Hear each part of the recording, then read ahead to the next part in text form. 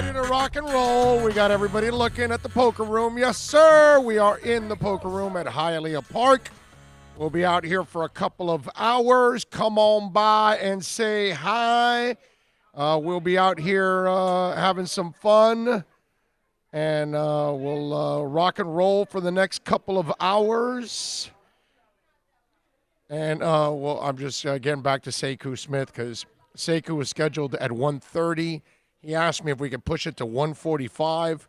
And the beauty is that, of course we can. We can do whatever we want here on the show. Absolutely. Yes, Sekou Smith will be joining us at 1:45. Has NorCal gotten a president to you? Because I haven't seen one. I haven't seen one. No, you'll probably send it to us now. I'm going to send him a text just to make sure. Yes. So we'll find out, and we'll have a little fun today on the program we've got for a couple of hours here on the show. We got a bunch of things to talk about on the show. This is the second half of the show, obviously. The first 2 hours we were over at Craig Zinn, Acura Pembroke Pines, like we always are. And now we're here for the next couple of hours having some fun. And Sekou Smith will join us at 1:45. So we'll have a little fun with him, and we'll talk about the Heat trade and all the other trades going on in the NBA yesterday. At 2:30, Will Carroll, the injury expert, will stop by. At 3:30, we got our Dolphin president. Steve Calabro may be joining us. Hopefully he will. He's got an important meeting, so we're going to try to accommodate him and help out as much as we can.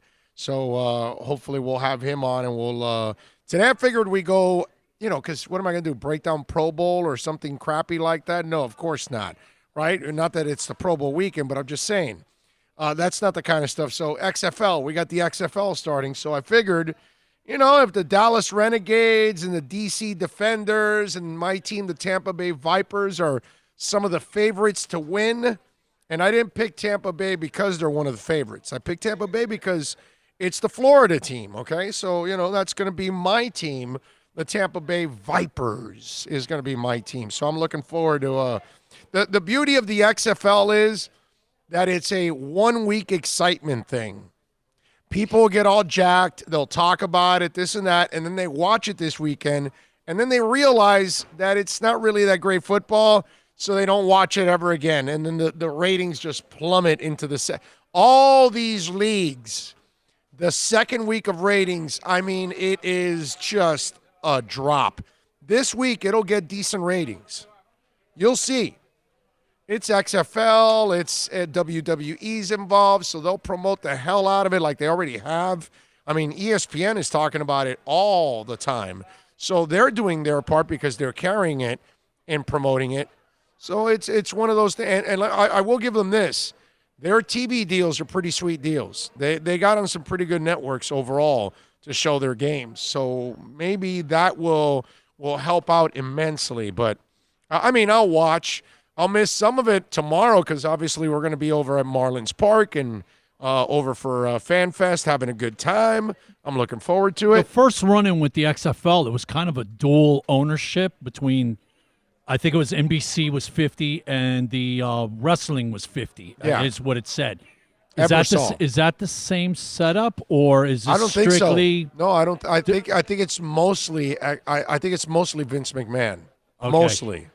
I think there might be some other partners, entities involved, but like ownership, I think it's McMahon. He's the main character. Yeah. He may be teamed up with some TV guides, giving him some guidance or something. But outside of that, I don't think that. I think he's the major cash flow, as they would say. That's at least that's what I think. Do you know which team Winston Moss, our ex-Hurricane, is part of? No idea. Isn't he one of the coaches? I think you said. Yes, but I have no idea. I think I might go that way. Either that or Tampa. Okay. Is he a head coach, or because there were several coaches? I didn't read just head coaches on that list. Okay. So like Jerry Glanville's not a head coach. What? Yeah, he's like a coordinator. Yeah. Okay. Yeah. Is he leaving tickets for Elvis? I'm sure he will. They'll have plenty left over to leave, so it's not like any of these stadiums are going to be selling out for any of these games. Riding to the game on his Harley, old style. Yeah. all that. Can you imagine if you're the Seattle Dragons and you are the least favored team to win? You're at plus 900 when it's all said and done. That's pretty bad. It's really weird too for them to have odds when they haven't played. They don't even know anything. But I got to tell you, I wonder how the Vegas wise guys were able to come up with lines here. Like, how the hell can they figure this out when all these guys haven't played with each other and it's a whole different, just kit and caboodle here? I mean, just crazy stuff. But they got the lines out, so we'll have a little fun with that. And although I do have a system that I'm going to put in place for the first week of the XFL. I will explain what that system is in a little while. Okay. Like I told you, we'll have Sekou Smith on, and we'll talk a little basketball. The Heat are back in action tonight. They're taking on the Kings. Mr. Jimmy Butler is doubtful with that shoulder injury, so it looks like he won't play. I haven't seen anything yet on any of the other players like Jay Crowder, if he's going to be. I can't see Andre Iguodala being available. You just traded for the guy. He's been out for half a year. He's 36. There's no way you rush this process with him because that would not make sense whatsoever. Although I see where Gordon Hayward is out today with a foot injury, which, shocker. Gordon Hayward dealing with an injury? Come on, no way. So we got Butler doubtful with the shoulder strain. Tyler Hero with the right ankle soreness will not play tonight against the Kings. Jay Crowder and Andre Iguodala, let's see. I have not seen anything here for those guys. So for now, we know that Butler and Hero are out, and obviously so is Myers Leonard, who didn't make the trip. You know what I'm saying? So you've got those three guys out for tonight's game. I hope Jay Crowder is in. Big time, I hope Jay Crowder is in. I mean, if Solomon Hill plays, great, but, that doesn't really help that much. But Jay Crowder could help out a little bit there. Couple points, couple rebounds, steal or two, some defense. That's all we need there. Anyway, speaking of basketball, it's funny because the center of the NBA universe is Los Angeles, isn't it? I mean, you think about it, right? You've got the Lakers and the Clippers, and they're, two of the best teams in the league.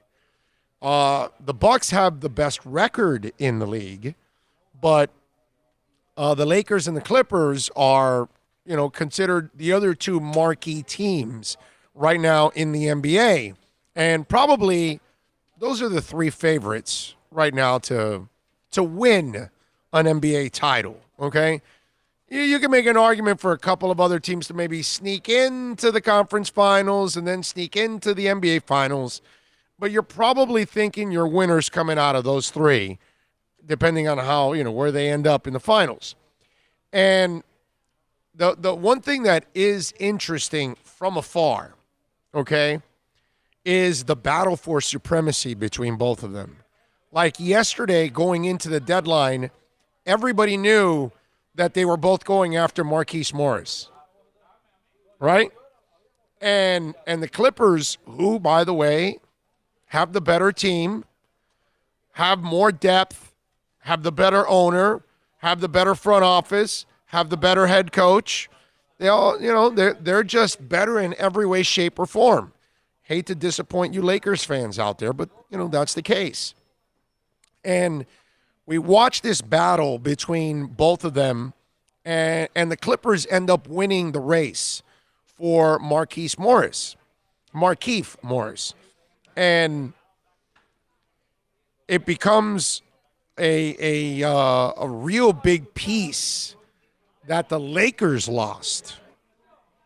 Because really the Clippers, they gain some depth here. They gain a quality player, but it's not like they desperately needed it. I could even argue that if the Lakers add Markieff Morris, that the Clippers are still the better team. And I thought the Clippers were the better team anyway. And it's strange that, or not strange, but it's fun, I would say, to watch from here the battle for the Western Conference, for supremacy, basically, between these two teams. And how that move for Markieff Morris is an enormous loss for the Lakers. So they waste no time, and they're hosting Darren Collison last night. And so Jeannie Buss, Adam Sandler, Denzel Washington, they were all in that group and trying to like woo Darren Collison. And I guess Jenny put him there in that spot so she could kind of see the stars and all that stuff and the fluff, and meet Kurt Rambis and his wife and all that. And so they're trying to win Collison over. And Collison, who has never won a title, is now got to decide between the Clippers and the Lakers. And again, the Clippers are basically, they're playing spoiler. Because they'll use Morris, but they won't depend on Morris nearly as much as the Lakers would have depended on Morris. And if Collison ends up signing also with the Clippers, wow. I mean, that at that moment, LeBron has got to feel pretty dejected about what's going on if they lose out on Darren Collison too. I mean, if I'm Darren Collison, I'm coming out of retirement. I live there in Los Angeles, but I'm willing to play for one of the teams. I got a little less than half a season left. Even less by the time you take the court, because it'll probably take you another week or two to get conditioning and all that other stuff. And you got a shot at a title. Where do you go? You got to go Clippers. I mean, outside of being a Lakers fan, if you're objective, you got to know that the Clippers are the better team. But it is interesting to see the arms race from 3,000 miles away and watching these two franchises. And see, there's a lot on the line because the Lakers have always been the team, and they probably always will be. But at this moment, the Clippers are the better franchise. The Clippers probably have the brighter future when it's all said and done. And they're going to build their own arena so they can have their own mark. But part of all of this is so you don't fall into that rut that you've been in as a Clipper player or franchise. And that's not happening, obviously, with the kind of talent that they have and what they've done the last couple of years and what they're going to do this year. But with the Clippers, there's so much more on the line because while I tell you that the Clippers were playing spoiler to the Lakers by getting Markieff Morris, and then they're also going with Collison, on the flip side, the Lakers are trying to play spoiler to the Clippers. Why? Because the Clippers are closer to greatness right now. They are closer to the title. And the Lakers know that. And the Lakers have to see it. I mean, Jeannie Buss can think all she wants and she can enjoy the celebrity status and all that.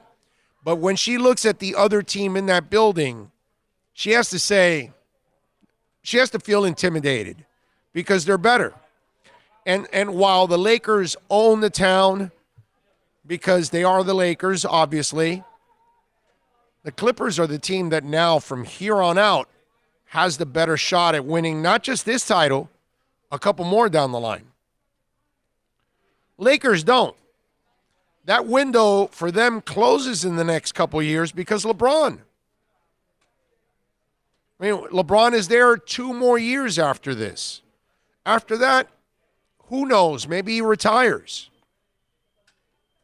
He's got 2 more years of wear and tear and going, I would imagine, deep into the playoffs again, like he does every single year except last year.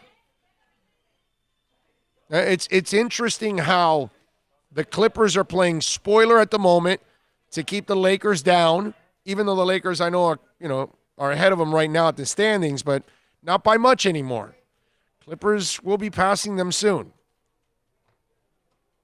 But then the Clippers are now playing spoiler, making sure they keep the Lakers in the rearview mirror. It's an interesting battle between these two and trying to see who wields more power or who can become more powerful in order to win a title. 786-322-1105. That's 786-322-1105. If you want to get in on the accidentlawfirm.com text line, you can also reach out to us on Twitter. That's at Big O Show. Follow us there as always. And you can also reach out right here on the YouTube chat board. Really easy to reach out in the YouTube chat board. And you could give us a little love there, maybe some criticism, whatever you want to do on the YouTube chat board. Go Gators is back. NFL DFS is in. Ian from Brooklyn. And, of course, also chiming in is Ty from the Bronx. There we go. He goes, "Where's my wrench next to my name, fellas?"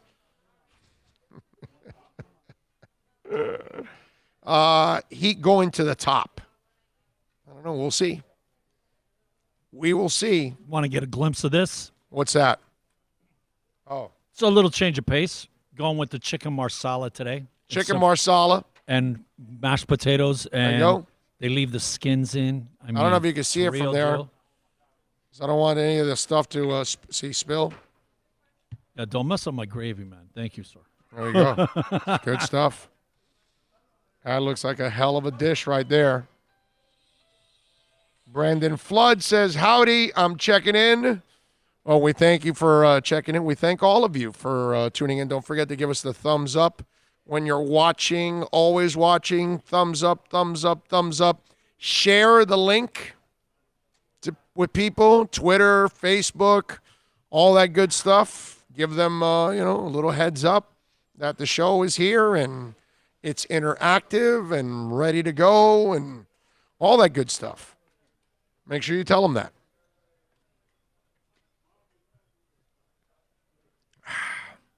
All right, what else were we going to talk about?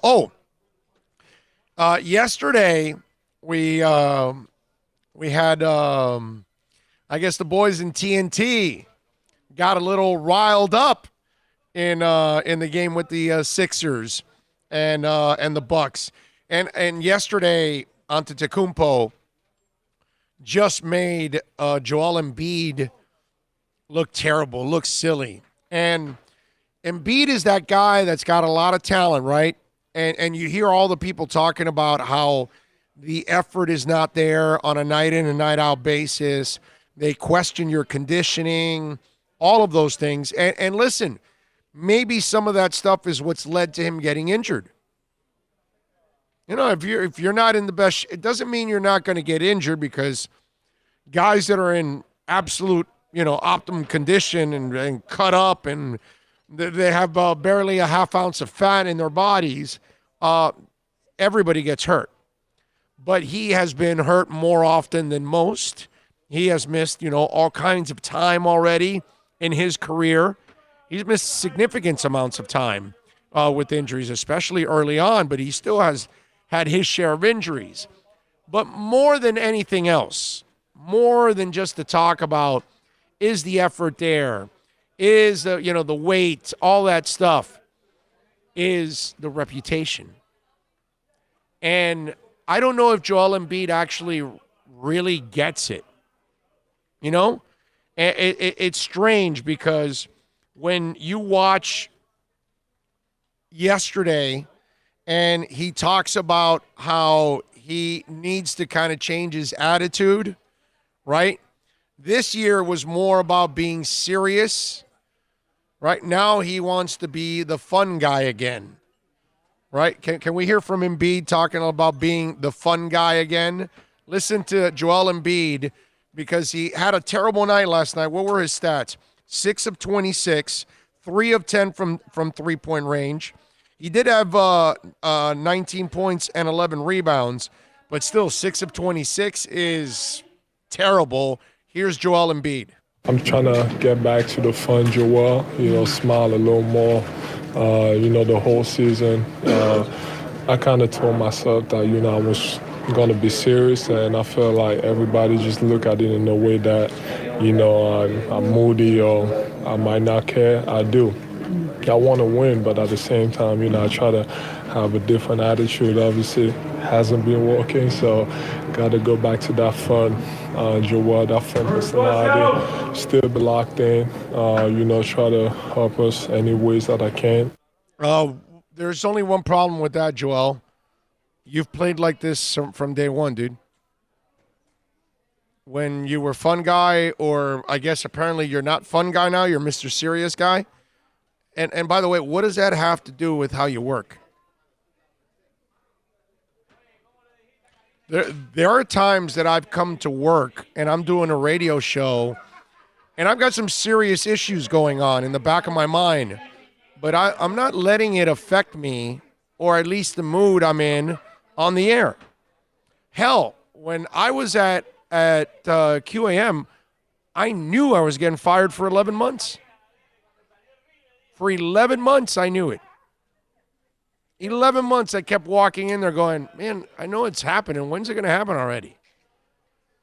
It was one of those things. Like when they told me, it was like, all right, thank God, I already knew it was coming. I appreciate you, man. Now I can move on.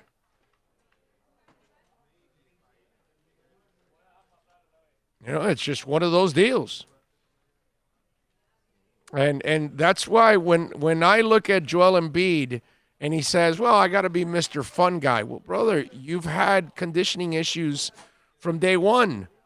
You turn it on and off all the time. And one of the things that I will give Tim Legler a lot of credit for, last night he was pointing out, when you watch Giannis play compared to Joel Embiid, and he was right, 1,000% right. Giannis plays at 1,000 miles an hour all the time. So did Michael Jordan, by the way, and so did Kobe Bryant, and a lot of great players, because that's why they're great. They have a professionalism, a crazy-ass dedication, because that's what it takes to be great. I don't care what you're doing, man. Can't be a great lawyer if you're not working it. Can't be hanging out on the beach all day and then, I'll pop in the courtroom every once in the blue moon and you're going to become a great lawyer. No, it's not going to happen that way. So that's why, to me, when he says that, it's just excuses. It's an immature team. After that game and after that embarrassment, that the Greek obviously went 13 of 25, he had 36 points, 20 rebounds, 6 assists in the process. Charles Barkley was, let's just say, he's not impressed with the Sixers. I picked the Sixers to get to the finals. I think they are the softest, mentally weakest team that had a bunch of talent. They are the Cleveland Browns of the NBA. Damn. They got a lot of talent. The Browns? And they talk the talk, and that's it. They want, like last summer, and I fell for it too, because one of our bosses is Steve Fiorillo. He had me on the Cleveland Browns bandwagon. So, because, they came out telling everybody how good they were going to be, and then they got punched in the mouth for game one and got punched in them for the rest of the season. The Philadelphia 76ers, my preseason pick to get to the finals, they just talk, Ernie. They are weak mentally and physically. And from what you heard this week with some of the rumblings too, and Al Horford talking about stuff going on in the locker room, and what you read out of Philadelphia with Brett Brown being on the ropes there too. I mean, this is listen, Ernie. This is a 31-20 team that's going the wrong way. Unfortunately, in today's sports, we always blame the coach. As a player, Shaq always says coaching don't matter. But this team right here, they got too many good players to be 25-0 at home and 2-25 on the road. That tells me they're not tough mentally. It's hard. It's hard to argue that point because they're 1-13 versus teams over 500 on the road. 1-13. Like, they're good at home, and then they're really, I mean, they are terrible on the road. They're 31-21 right now. They're only 10 games over 500. The Bucks are 44-7. 44-7 compared to 31-21. It's quite a difference there, huh? Holy moly. That's enormous. Now, I agree that they're soft. I agree also that they are kind of lazy and not focused. Because think about this. Joel Embiid loves his social media, loves being a clown, all that stuff. He loves getting attention for all of that. Yet he doesn't dedicate himself the way he should to the game. Then there's Ben Simmons, who plays scared, can't shoot. But, he'll hang out with Kylie Jenner, who, will hang out with him and then go bang 4 other guys and then come back and hang out with him. And he's on South Beach and all that, having some fun. And Joel Embiid is trying to be a celebrity. And it's like and they don't get along. Not that you really have to get along, because you don't. The saying for the 70 New York Knicks was 12 guys, 12 cabs. So after the game, those 70 Knicks, they didn't like each other. They didn't really hang out at all. So all 12 guys got 12 different cabs after the game because they didn't have anything in common. But together, they were champions. So Shaq talks about an incident a couple weeks back where he is sitting there with Ben Simmons and Joel Embiid. She had the Super Bowl with Ben and Joe sitting right in between them. And I told him, I said, y'all got to get it together. So I don't want to hear no excuses about the coaches. I don't want to hear nothing about you two. I don't want to hear that. Y'all got to get it together. I said, look, all this stuff about you got to be best friends, it's been proven that you do not have to be best friends by home off the court. Exactly. But on the court, you got to show respect, and you got to play, and you got to play. I don't want to hear nothing for the rest of the season. I'm not going to go off and say they soft. They have disappointed us a little bit. But Mentally. I ain't going to call them soft. I think if they get it together, they can turn around. It still happens. Because you know what? It's a simple fix. It's a simple fix. Yeah, Shaq, we've been saying that for 2 months now, 3 months now. Like, at some point, you're like... I mean, but they got to want who you are. You are who you are. Like, Bill Parcells, somebody I really admire and respect, he says, I hate when teams say, we're better than our record. No, you're not. You're not better than your record. Your record is what it is. But you hear teams say that all the time, and it pisses me off every time I hear it. We're better than our record. Yeah, okay, that's not true. He's right about that. Parcells has always been right about that. Although I do like the part where Shaq goes, it's been proven that you don't have to like each other. And then Jet goes, by whom? Because, Kobe and Shaq didn't really get along. Shaq kept talking. He just kept mumbling. Kept talking and making his point. And Shaq probably didn't want to elaborate because obviously it's a little bit of a touchy situation. And, we're coming off the Kobe tragedy. So, all of that. But I just thought it was kind of odd where Jet would go, by whom? And like, yeah, we know who. We know who. But it's true. These two don't have to like each other. When Embiid was out, Simmons was lighting it up. Now Embiid is back, and Simmons is kind of back in his, in his corner.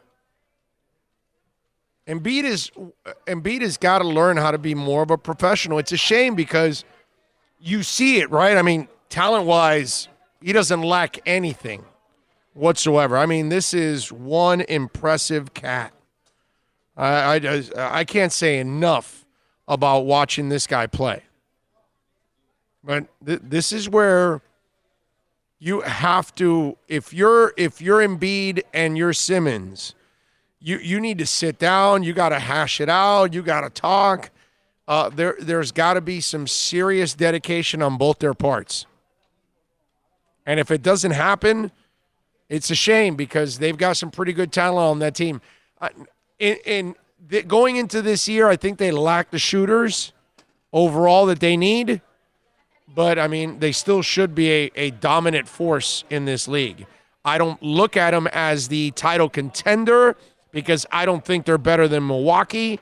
And obviously, if you watch the matchup between Giannis and Embiid, that thing was a mismatch if I've ever seen one. I mean, a big-time mismatch. All right, let's take a quick break. If you want to get in, it's really simple. 786-322-1105. That's 786-322-1105. You can also reach out to us on the YouTube chat board. Got Bill driving the program. We are out here at Hialeah Park. We're in the second floor poker room having some fun, as like a lot of people are here at the poker room having a lot of fun. There you go. Again, the folks are giving me the thumbs up, having some fun out here. You can get a little massage. You can get some food. You can watch the TVs out here. Is it a holiday? Captain's chairs. It's a holiday every day you're at Hialeah Park. I was going to say, because there's a lot of people in here today. Yes, a lot. yes. Packed. And she's always here. Every week. Right? Yes, she is. She's always with like another guy's like playing like by himself in a table, right? Sometimes. Like he locks in a table by himself. I'll have to elaborate. Steve told me the lowdown, yes. Yeah. That's I guess he's a high roller, bro, because he's here every week, man. Every week.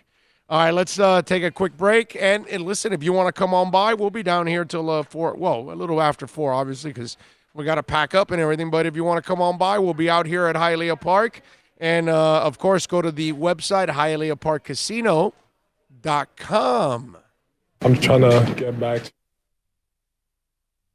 Plus tax, tech title. It includes $8.99 dealer fee on approved credit. Offers end 11/10/19. Over 1,500 Toyotas are on the ground, and truckloads of new 2020 Toyotas just keep on coming. To eliminate all 2019 models, Toyota of Hollywood is holding the ultimate 2019 model year changeover event. Make us an offer, any offer, and you can buy a Toyota at up to 50% less than their original MSRP when new and used. 50% less. A pre-owned 2019 RAV4, not $30,000, $19,775. A pre-owned 2019 Camry LE, not $26,000, $17,775. A pre-owned 2019 Corolla LE, not $22,000, $12,775. Pay up to 50% less at Toyota of Hollywood, the #1 volume Toyota dealer, based on total retail sales of new Toyotas in the Southeast region for 2014 to 2018 per SET, on 441 between Hollywood Boulevard and Sheridan Street. Open till midnight. Thinking about buying or refinancing a home? Act now. Home values are ticking up. Don't put off making a move any longer. Call Michael Kodsey now at Choice Mortgage Bank, 561-441-2730, while mortgage interest rates are still at historical lows. Call now to get pre-approved and buy your dream home. If you're currently paying over $800 a month for rent, call 561-441-2730 now before interest rates go up. Down payments as low as 3.5%. Veterans may qualify for no money down. If you own a home, but you're upside down, Michael Kodsey can help. If you're being denied by your bank or your loan process is taking too long, call 561-441-2730. Act now while fixed rates are still under 3.5%. Offices in Boca and Boynton Beach. Rates and terms subject to change daily without notice. Equal housing lender. NMLS 122081. No one expects to get into a crash, but I expect you to go to accidentlawfirm.com if you do. Make sure when hiring a driver, you go through a rideshare app so that you can be covered by the insurance, which can be up to $1 million whether you're a passenger or a driver. In other words, don't try to save a few bucks by paying cash instead of going through the app. I'm attorney Bobby Nunez from Nunez Law in Miami, and we're here to help you through the process. Go to accidentlawfirm.com for a free consultation from me, Bobby Nunez. That's accidentlawfirm.com. America's safest and best-selling compact luxury SUV is at Acura of Pembroke Pines, and this is how we do it. RDX, $339 a month at Acura of Pembroke Pines, the #1 volume Acura dealer. The world's biggest band is coming twice. Metallica. Headlining the Welcome to Rockville Music Festival. 2 different nights, 2 different sets. The weekend of May 8th through the 10th. Go to welcometorocktillefestival.com for all information. Get your tickets on sale right now. The one, the only Metallica. Go to welcometorocktillefestival.com.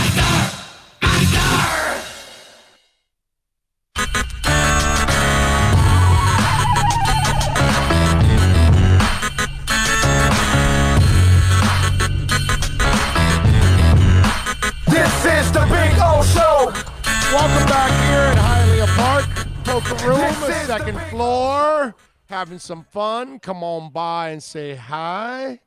It's a beautiful thing out here. Everybody's gotten used to you yelling, man. You're not startling anybody, man. Yes. Some are used to it. Got a couple regulars I can see. When I see the faces, I know they're regulars. Just like that, the young lady that walked by. I knew that she's a regular. You see her every single week here. Always on Fridays. Did you see what Bon Jovi is trying to do? Is he still trying to act? No. This is music, or if that's what he wants to call it. You told me that it didn't. No. His music is terrible. He's got a new album that's coming out, right?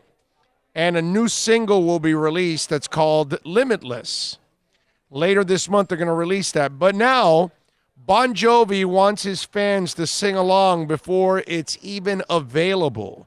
The band is asking people to go to singbonjovi.com with their mobile devices where they can record themselves performing the song. Lyrics are provided against an instrument track. Since no one has heard the full song yet, a press release says users will have to bring their own creativity to sing the lyrics on how they think it should sound. Posting the video to Instagram stories with the hashtag SingBonJovi contest automatically enters to the recording into the contest, with the best versions shared on the band's Instagram feed.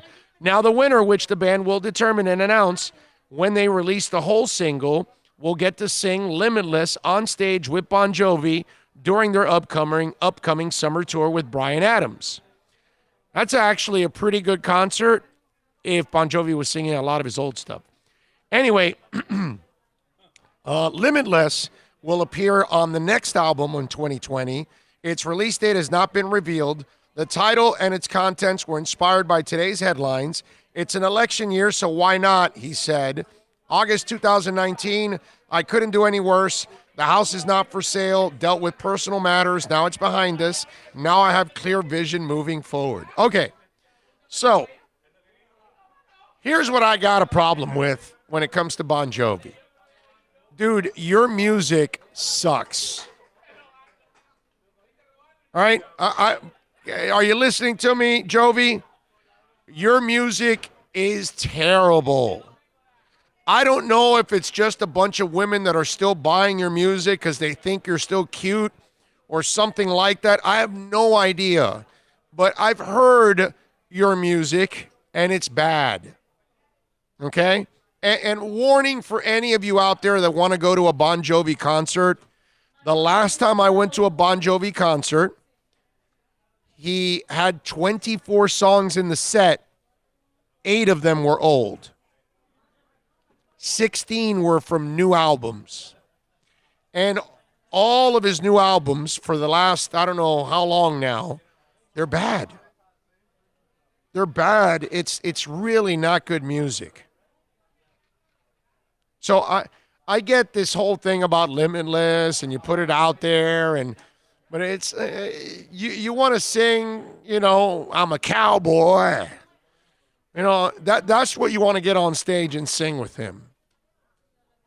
Bed of Roses or something if you're some kind of a woman that wants to go up on stage and sing that with him. I mean, he's got so many other great songs from back in his, heyday, because apparently this ain't his heyday anymore. But the thing that you want people, and this will be mostly women doing this stuff, I got to think that that's his audience. is the women that still think he's a hottie or something like that. I can't imagine a lot of guys are still into Bon Jovi's music because it's been so mediocre for so many years. I saw that contest and I was like, okay, there's no way. No way. You can't do that. This is lame.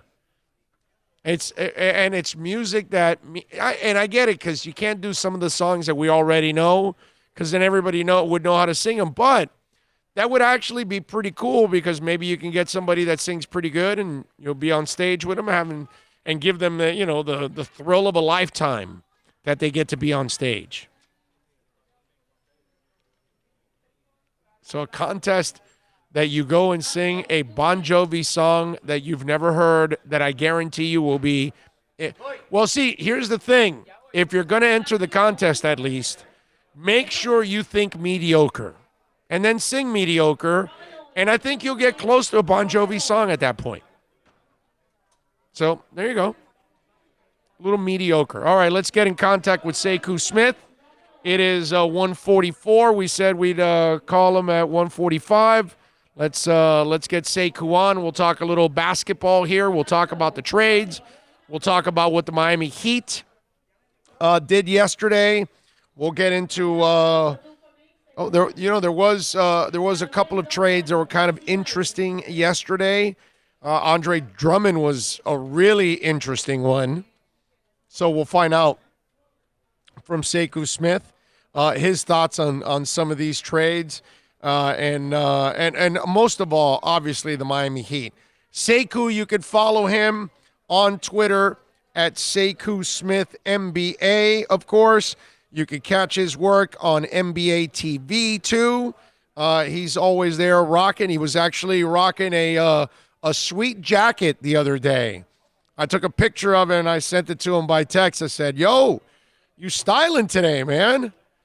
And he was taking in the compliment, and he knew that he was looking good. He was looking sharp. Not a lot of people can actually pull off that jacket that he had on the other day. I know I couldn't pull it off because I'm an ugly guy. He's a smooth looking dude. He can pull it off. I could not. All right, do we have Sekou? Okay. All right, we are trying to get in contact with Sekou now and have a little fun with him. Let me see.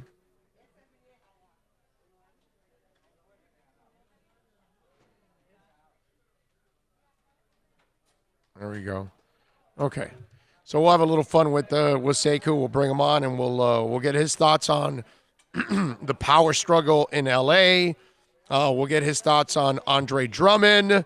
Maybe Collison. He might have some news on Collison. I mean, there's all kinds of stuff that went on in NBA circles yesterday. So we'll talk to Sekou Smith about that, and how he views the Heat too, because some people may view the Heat like a contender, and some people may think, well, they're going to have a pretty decent season. You know what? Not everybody likes the Andre Iguodala move. And most of the people that don't like the move, you know what? I shouldn't say don't like the move. It's more along the lines that they question the move a little bit because he's old. And so they worry about how much gas is left in the tank. And it may not be that big a deal this year because he's got less than half a season left and then the playoffs. But next year, where you're going to play the whole season, that might be something of a concern. Now, the Heat has got to be smart with him because they've got to kind of manage him along the way to make sure that, you're pacing him and you're not overloading where that could create some problems. He's had his share of injuries. So that I've seen that where some folks aren't necessarily high on that trade only because they worry about, obviously, the durability factor and the age of Andre Iguodala, which is a legitimate concern. There's no other way to put it. You got to be worried about, his injury history. Hey, Danilo Gallinari had a huge injury history.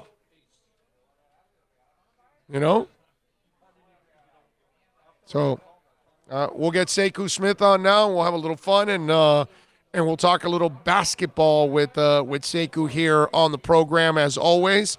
And remember, you can follow him on Twitter at Sekou Smith NBA.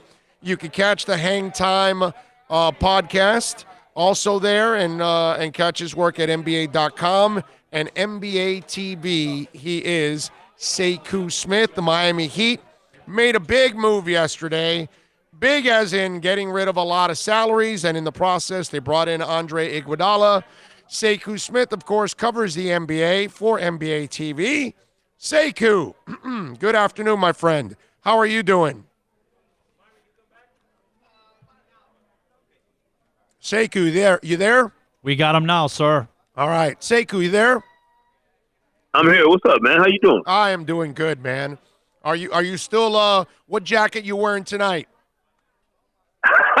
I don't know, man. I'm trying to decide now. My fashion consultant is coming through the door. I can hear it downstairs. I'm colorblind as hell, so my wife usually has to pick out my clothes for me. Oh, okay. Well, she's got some good taste, man. Not too many people. Yeah. Not too many people can pull off that jacket you were wearing. I couldn't pull it off because I'm an ugly guy. You're a smooth-looking cat. You can pull it off. I could never pull off that jacket, man. That was nice. That was nice. Hey, man, it's the magic of TV. You know what I'm saying? I let the makeup ladies get me right, and they hide all the flaws. So, and then, like I said, my wife, she got the eye, man. The fashion consultant, she put the suit together for me. And I walk in, everybody thinks I got style. It ain't me. No, you got plenty of style, and there's no makeup that could save me. So that's probably why I won't be working there with you. All right, follow him on Twitter at Sekou Smith NBA.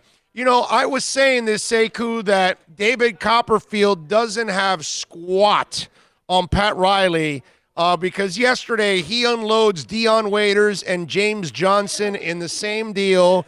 And I am sitting there going, this guy is absolutely amazing. I think he uses Jedi mind tricks. What do you say? Man, look, he is literally Yoda in the NBA. He's got abilities that other front offices and other GMs, because Andy Ellisberg and the rest of that staff down there are killing it, and they always have. But they do things that other people don't dream of, man. They're playing a different game, and they understand the landscape of the league, what Miami offers. If you don't think that Andre Iguodala, calculates all of that in determining where he's going to go in this deal, and then you hit Memphis, and you, like you said, you unload stuff that you had no use for, that you got killed for doing in the first place. Everybody was criticizing them when they signed Whiteside to that big money, Tyler Johnson, James Johnson, Waiters, all of those things that look like blemishes at one point are now moved out the way for you to gather assets and things that are going to help you move up the pecking order in the East. Not to mention the player development you've done, with Hero and Kendrick Nunn and Duncan Robinson and Bam Adebayo and Derrick Jones. Run down the list of accomplishments. I don't know what street do they have in Miami that's named after Pat Riley, because they ought to get the sign up now. He's earned that. I've gone to. I said this earlier. I got to say that if I was a GM in pro sports, and I'm looking at my caller ID, and it says Riley or Belichick, I'm not picking it up, bro. I'm just not picking it up. I'm going to get bamboozled. So why am I even going to bother answering the damn phone, right? Well, it's not just that, because think about what they're doing. They're going around making deals that any reasonable GM would make if it was presented to you. The problem is you call around this league, and there's not as many teams with the institutional courage to make choices that they might get knocked for. A lot of people do things based on what the public reaction will be to the move. When it was time to sign all those guys I mentioned to those contracts, the Heat didn't hesitate. They did what they thought was best at the time, knowing full well that they'd be able to work themselves out of those problems if they became problems at a later date. And that's what smart organizations in this league never fret about paying a certain salary, because you know you don't have to live with it if you're a deal-making front office or a GM who makes deals, a team president who's known for making deals. When it's time for somebody to pick that phone up, you know, the Pat Rileys, the Sam Prestis, the Daryl Morey's of the world, the Danny Ainges of the world, they get somebody to pick that phone up and get a deal done. Sekou, and of course we're talking with Sekou Smith from NBA TV and the Hang Time blog. Sekou, when you look at the move to unload Justice Winslow, did you think it was kind of time? For me personally, it was, because there was a lot of injuries involved. And that's the other thing. I'm Memphis. I'm wondering, why are you trading? I know this young man has a lot of talent. I like him, but, man, he broke down a lot. I thought it was time for Miami to move on. What did you think of the Justice move? I think it says a lot about not just Justice Winslow's talent, that Memphis would want to get their hands on him. And you got to understand, the new GM in Memphis is a Duke grad, so he's a guy who may have a connection or some intel that we don't as the general public. The other part of that is, it's not so much about, you know, Justice Winslow breaking down as it is about him becoming expendable based on what you have on the roster. He doesn't do anything that Jimmy Butler can't do better. And if you add Andre Iguodala, you have a redundant piece in Justice Winslow, who doesn't maybe fit into what you're trying to do as far as stretching the floor with Duncan Robinson and Tyler Herro. So the minutes that you would have found for him in this new rotation, in this surprising rotation that you have in Miami, will be different. I think Kendrick Nunn also makes him expendable, because you don't need him as a secondary playmaker, ball handler like you did when it was just Goran Dragic. So there's all these reasons why Justice Winslow might not fit in this current Miami landscape, but might be a perfect fit with what Memphis is trying to do. And I think that's, people look at trades and they're always looking for who got fleeced or who came out the winner or loser. Sometimes it really is a situation where both teams are getting what they want, and it just doesn't look like, you know, that's the case from an external view. No, listen, if Justice stays healthy, mission accomplished for them. They got exactly what they wanted. They can afford to get rid of these salaries with James Johnson and Dion. They can take the cap hit. They can move on, because they got a bunch of young guys right now. So I completely understand the method behind the madness. They got some value. They feel they got value in return. It's really all about Justice staying healthy. He stays healthy, they got themselves a nice player. That's it. Absolutely. He's a talented cat. Everybody knows that. But, you know, there's one thing, people always talk about Father Time being undefeated. You know, well, Father Time and his cousin injury can ransack any career. Yeah. I mean, I don't care how talented you are, how determined you might be to push yourself to be the best that you can be. Injuries they don't discriminate. And sometimes a guy is just, you know, for whatever reasons, more prone to some of those bumps and bruises than others. It's nothing you can do about it, but try and fight through it, move on, and continue doing what you do. And what the other thing that I liked about all of this is, you know, Riley only had a bad time here a couple of years ago, where he made a couple of bad decisions with, you know, Whiteside and Tyler and all that stuff, and James and Dion, and now he's been able to kind of overcome that. I love the discipline that they showed with Iguodala and even Ginobili, that they were like dead set on having that open cap space for 2021. Yeah, to me that's the real win for Miami, is that they did all this without hamstringing themselves, you know, for 21, which is the summer that everybody's pointing to, because we don't know what's going to happen. If Giannis decides to sign that extension, you know, with the Bucks, that takes the air out of that entire free agent summer. But what it allows you to do if you're Miami is to stay flexible. You know, that you have an option. If you have a player in place in Iguodala who's there now, and it's, you know, is expendable and flexible enough for you to move that or do something different with that contract in the future, if you do pursue, you know, one of the elite free agents of that summer 21. And you have to plan, you know, for the now and the future in this league. It can't just be about, well, we got to do whatever is best for us right this minute. without any consideration for what's coming down the line. It's smart business. It's the way you run your organization. If you had the kind of consistency Miami has had all these years with Pat Riley and Eric Spoelstra as a coach all these years, weathering storms, not making, hasty decisions or knee-jerk reactions when things are going well. This is how you maturely manage a franchise. Now, there are a bunch of people in places like New York, and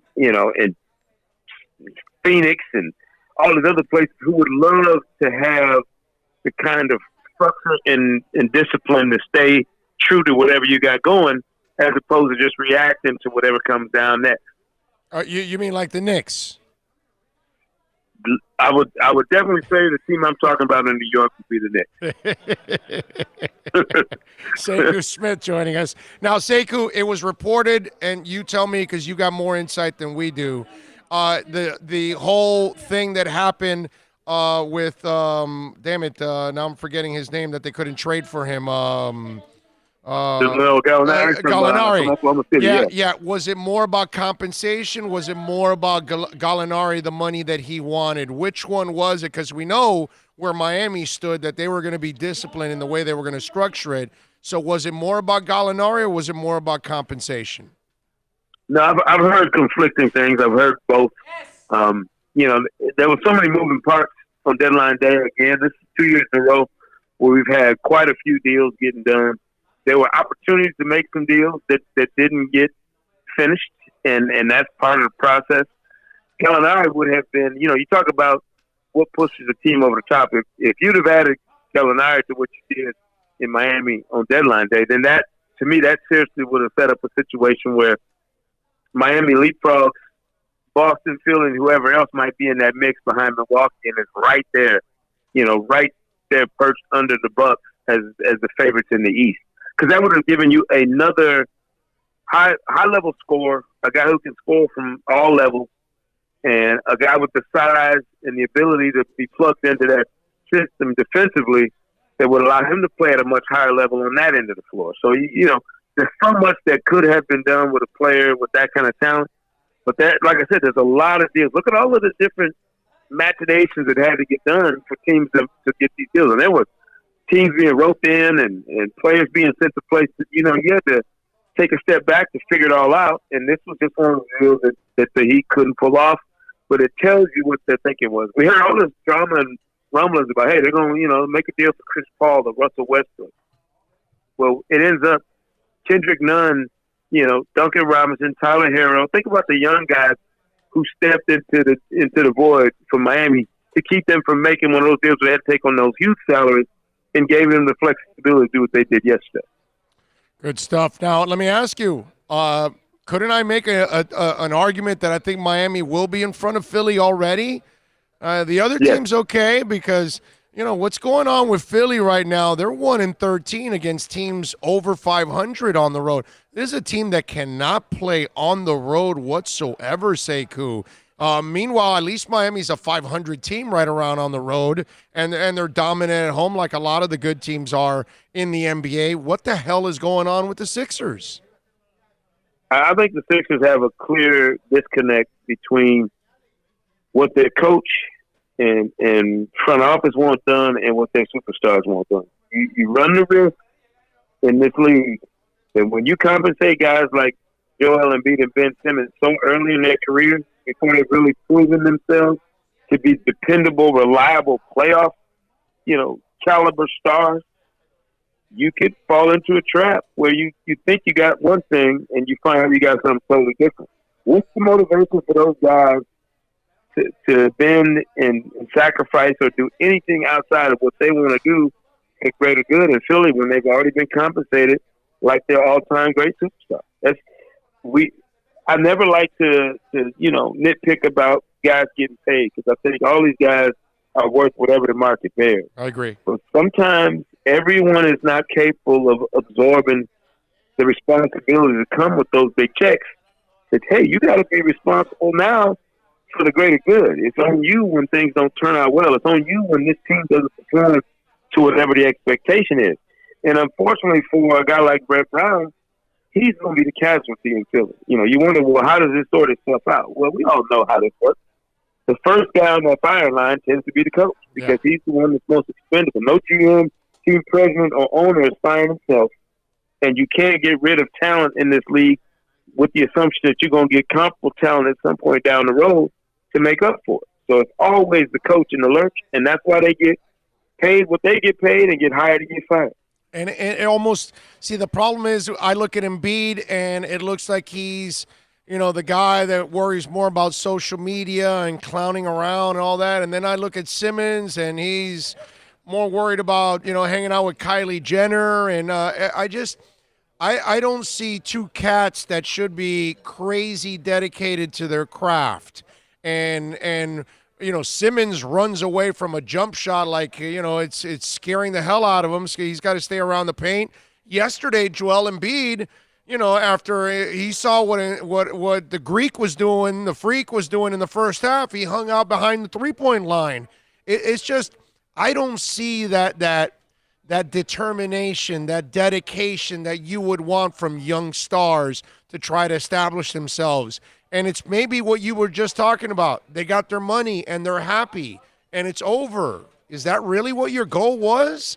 Because that guy that was playing yesterday and making Joel Embiid look really, really bad, he's not thinking about the $200, $300 million that's about to come his way. He doesn't worry about that stuff. He worries about being great. Well, and that's the dividing line. If we had a league full of guys who all were grinding for the kind of greatness that you're talking about with Giannis, we wouldn't get him on the threat. It would, every game would be a 10 out of 10 and electric. And every great player would be pushing so hard that you wouldn't be able to withstand the energy of those guys, especially when they team up on same rosters. I mean, it takes a special breed to put in the work and to be the consistent superstar. I tell people all the time, the toughest thing to do in the NBA is not to reach the level of stardom, it's to sustain it. It's to do it year after year. It's why you appreciate the guys like LeBron, Kevin Durant, and some of these other guys who have done it, going on a decade in running. And for some of them, even longer. 17 seasons for LeBron. That is the most difficult lift in sports, to get to a star level, whether it's all-star, all-NBA, MVP, whatever, and then to do it over and over again. The energy, the effort, the mental fortitude it takes is something that not even people in the league who are watching it on a daily basis can appreciate sometimes. It is the next level of sport. And if you can't handle that, all that comes with that, you watch guys fall by the wayside the way the Sixers young guys are now. Because Embiid and Ben Simmons are still young enough that they can turn it around. They can find that special something you got to tap into to be great and to do it at the right times and on a consistent level. But then you look at Kawhi Leonard, you look at some of these other players who have found it, who have reached that stratosphere, and you ask yourself, are they that much more talented than these guys, or just do they have the drive, work ethic, focus, and determination to sustain it better than those guys? Right, exactly. That's the impression you get too. Sekou, two more things before I let you go. One, we watched this battle, and I'm 3,000 miles away in Miami. But even it intrigues me to watch the battle between the two LA teams for Western Conference supremacy. They're fighting for their reputations. Obviously, the Clippers want to become the team in LA. The Lakers want to keep them down, so they are that team.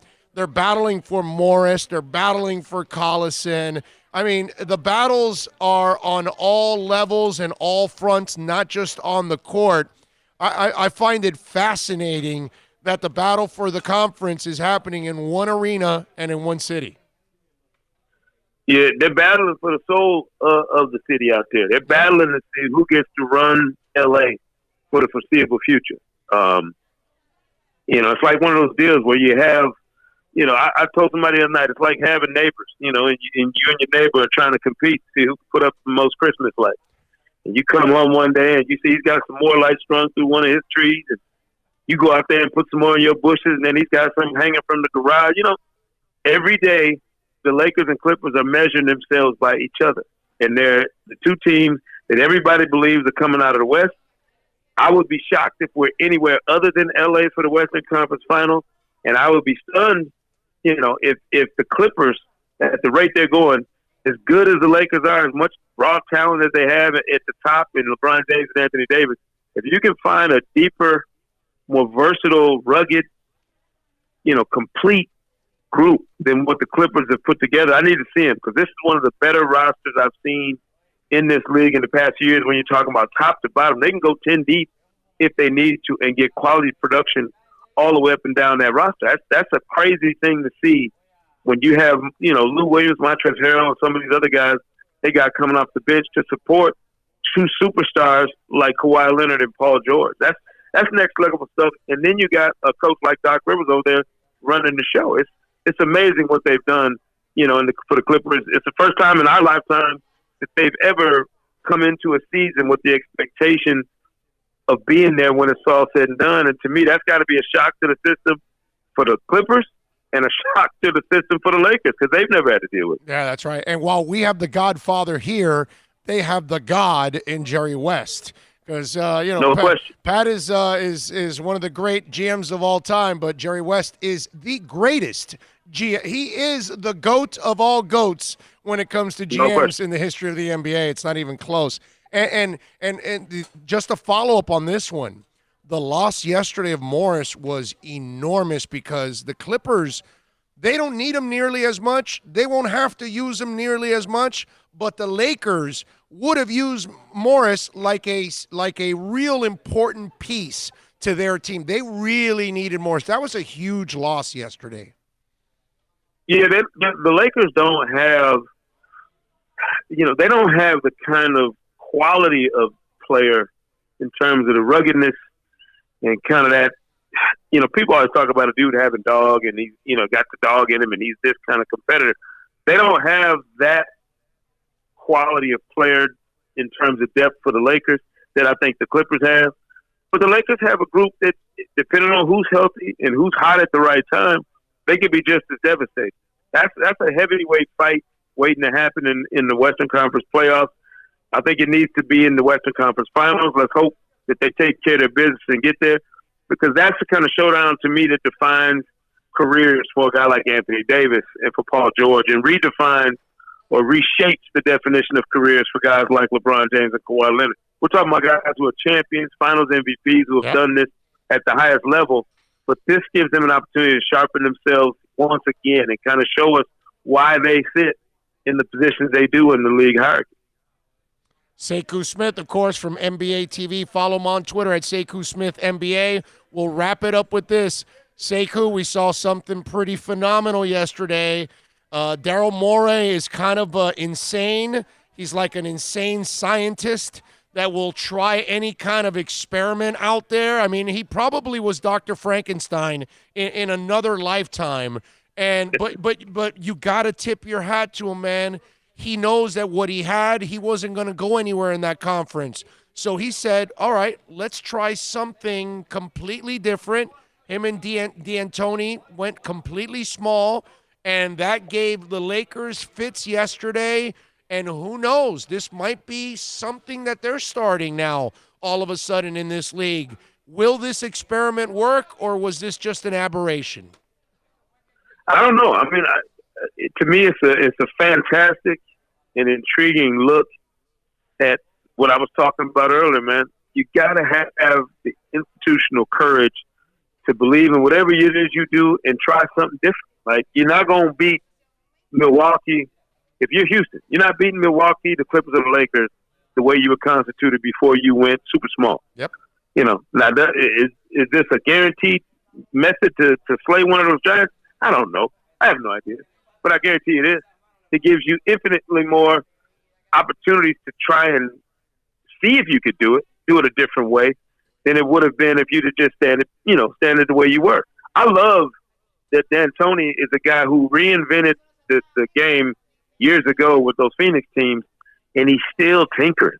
I mean, he's still messing around in the lab trying to come up with ways to get this thing done. He's never broken through, never won a championship, never played for a championship. But I will give him all credit for trying all these different methods to see if he could get it done. There'll be a lot of guys who knew they didn't try anything different, and went to their grave without really going, going all out and stretching themselves to the limit. Mike D'Antoni can walk away, whether it works or not.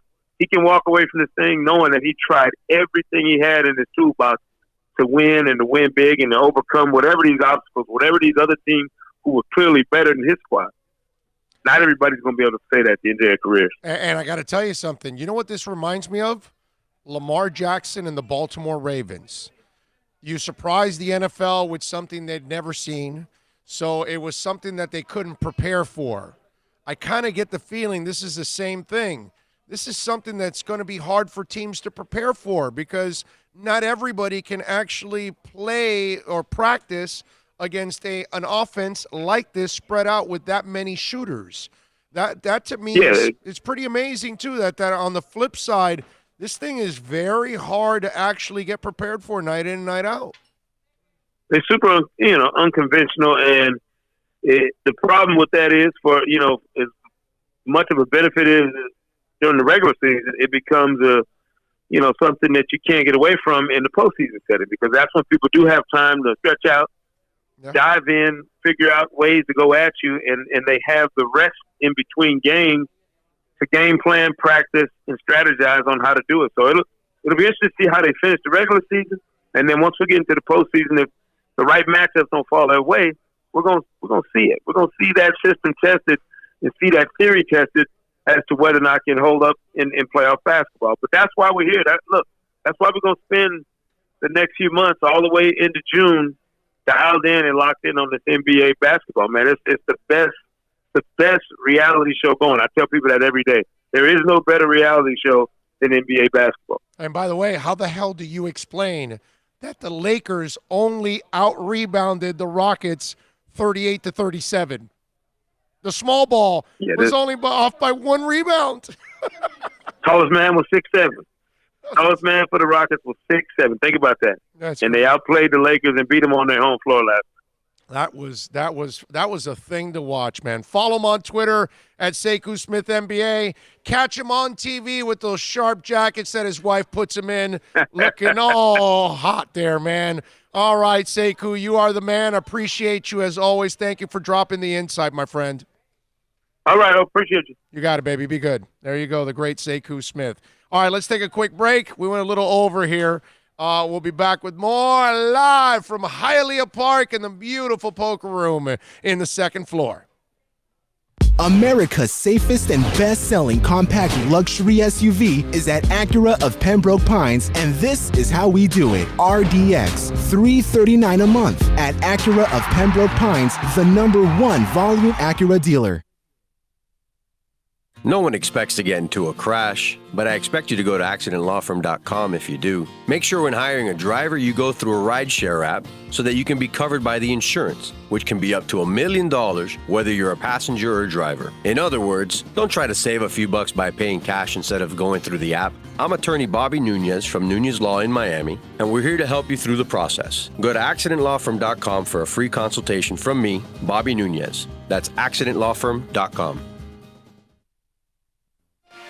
Thinking about buying or refinancing a home? Act now. Home values are ticking up. Don't put off making a move any longer. Call Michael Kodsey now at Choice Mortgage Bank, 561-441-2730, while mortgage interest rates are still at historical lows. Call now to get pre-approved and buy your dream home. If you're currently paying over $800 a month for rent, call 561-441-2730 now before interest rates go up. Down payments as low as 3.5%. Veterans may qualify for no money down. If you own a home, but you're upside down, Michael Kodsey can help. If you're being denied by your bank or your loan process is taking too long, call 561-441-2730. Act now while fixed rates are still under 3.5%. Offices in Boca and Boynton Beach. Rates and terms subject to change daily without notice. Equal housing lender. NMLS 122081.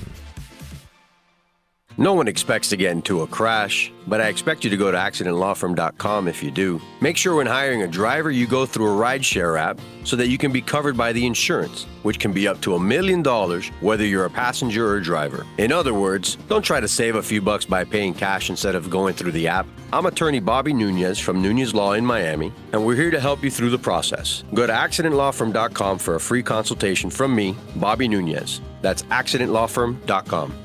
America's safest and best-selling compact luxury SUV is at Acura of Pembroke Pines, and this is how we do it. RDX, $339 a month at Acura of Pembroke Pines, the #1 volume Acura dealer. Metallica, headlining the Welcome to Rockville Music Festival. 2 different nights, 2 different sets. Go to welcometorocvillefestival.com for all information. Get your tickets on sale right now.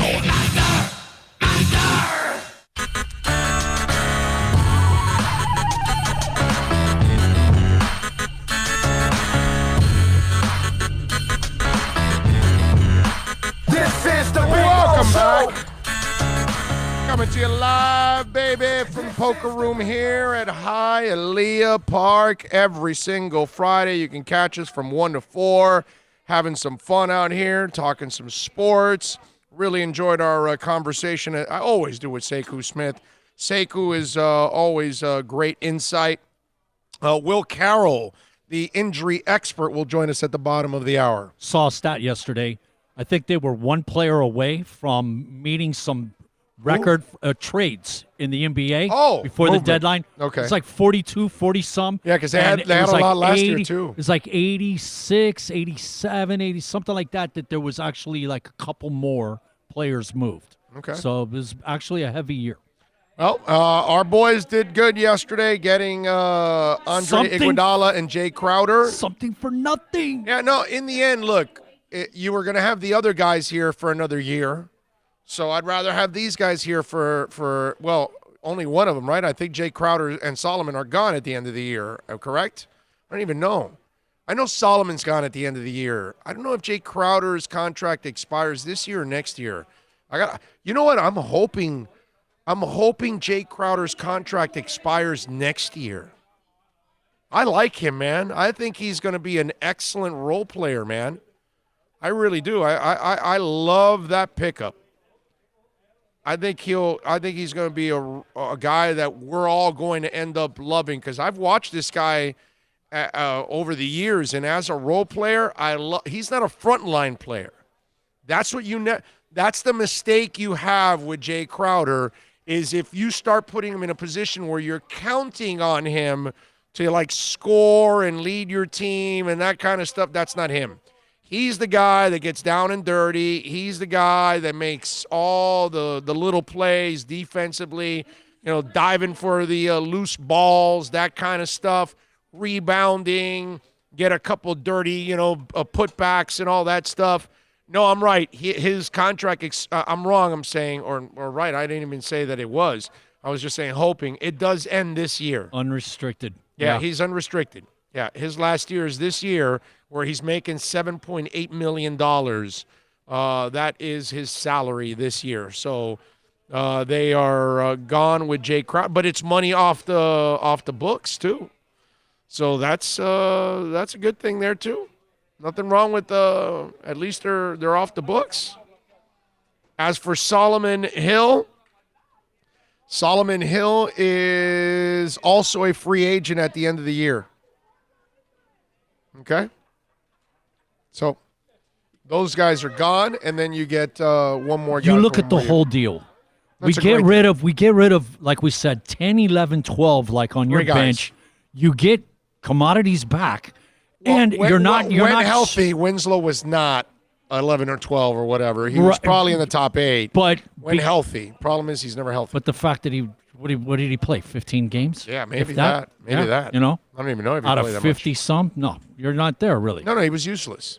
And useless. To turn it into commodities and there's no carryover or residuals in the future. We walk away clean and we're still in the same spot. Yep. Riley's amazing, man. Have you guys ever seen this commercial where the commercial is dad brings his daughter out and shows him, hey, I got you a new car, right? And she's like, yeah, hey, whatever, this, that, and all this. And then they show a guy that comes out and they stole a whole bunch of tires off his car and all that. And he has the same kind of emotion, but it's like negative because he's freaking out, right? Yesterday in the NBA, we might have had a little bit of that. Because think about this. Markieff Morris, all right, Markieff Morris, whatever, he gets traded from the sorry-ass Knicks to the Clippers. Okay? I mean, think about this. You're in hell, you're going to heaven, right? You're sleeping with Mama June, and now it's Halle Berry. You went from Baltic Avenue to Boardwalk. Exactly. Yes. Okay? So think about that. Then the polar opposite happened in the NBA yesterday. Well, not really polar opposite, but kind of opposite. Andre Drummond was playing for the Pistons, and he gets traded to the Cavaliers. I mean, because really, when you think about it, while the Pistons aren't, a good team, not considered a good franchise, they're not really considered the Knicks and the Cavs, right? Because I think if I told you two worst franchises in the NBA, you would go Knicks, Cavs like in a heartbeat. I mean, the only time the Cavs matter is when LeBron's on the team. When he's off, they suck. They can never make the playoffs. They're absolutely terrible. The other team would be like Sacramento, right? Sacramento would be like, they're kind of like the Knicks are the sorry-ass team in the East. The Cavs are the sorry-ass team in the Midwest. And the Kings are the sorry-ass team in the West. You know what I'm saying? It's like you got to have one in each part of the country. And those are probably the worst three franchises that you would have to be sent to. Correct? I mean, think about that. So, and Andre Drummond didn't even get told that he was going to get, like he found out on a tweet or something like that. They never told. Now, he had an opportunity to sign a long-term contract with them. He didn't. He had to expect that he was going to get traded because he was going to be a free agent at the end of the year. So they got to get something for you. I don't blame them. What I thought was kind of weird, how it went all the way down to the end in the trading deadline. I thought that would be a guy that somebody would trade for a little earlier, maybe a day or two or three before the deadline, only because I think Andre Drummond can be a real – if you have shooters and you've got a point guard and you just need defense and rebounding and whatever points he gives you is just gravy, just let him do garbage. That's what I would – in today's NBA, you can't do that post crap and all that unless we're at the end of a game, and then you can do that with Andre Drummond. And it's a tight game, a one-point game, and you can get it down to Andre Drummond, and he can probably, take care of that. But if not, if you have shooters and a point guard, Andre Drummond would be awesome to give you the defense and the presence you need in the middle. And then remember what the Magic did years ago with Dwight Howard and all the shooters, and they got to the conference finals? That kind of stuff. That's what I would do if you would find the ideal place that would fit, like Houston would fit. Like right now, you put Drummond in the middle of all those shooters, and then they have their presence, they have their rebounds, and since they're going to shoot 4,000 times a game from three-point range, Drummond's going to get a lot of rebounds, and a lot of putbacks, a lot of garbage baskets. That'll help you out. But how about Drummond, man? One guy goes from the Knicks to the Clippers. The other guy goes from Detroit to Cleveland. Wow. Ugh. I will say thank you for one thing for Cleveland. What's and that? You remember this. Was it Craig Elo that hit the shot last game of the season to put us in our first playoff appearance? No, Price did hit it. Oh, Price. Price hit it. Yes, Price was the one that hit it. Yeah, Price hit it. That 82nd game, he hits the shot. I remember we were at the bar and like 50 of us are like, yeah! You would have thought we were Cleveland Cavaliers fans. Mark Price always looked like he was stoned out of his mind. Go look at the pictures of Mark Price and Sam Perkins. He probably playing. was, man. Okay, Mark Price and Sam Perkins. Seriously. Go to Google, put NBA Mark Price and NBA Sam Perkins. Tell me there's not one shot that every shot, if you can see their eyes, they look like they're stoned out of their mind. They had that look. I don't know why. I can't explain it. Maybe they weren't high at all. But, there are some people that like to play high. I can see that Breakfast Club moment with them. Hey, Blazewood, you're not sparking up in here, buddy. Mark Price he always looked like he was blazing. I mean, absolutely blazing. See if I can find a picture here real quick. Trip people out with this. Sporting little red eyes, huh? Oh, man. Well, I don't know if I would. I don't know if I could tell you like red eyes, but I tell you, it was one of those where, let me see if we can. We got some close pictures, but we need closer pictures here.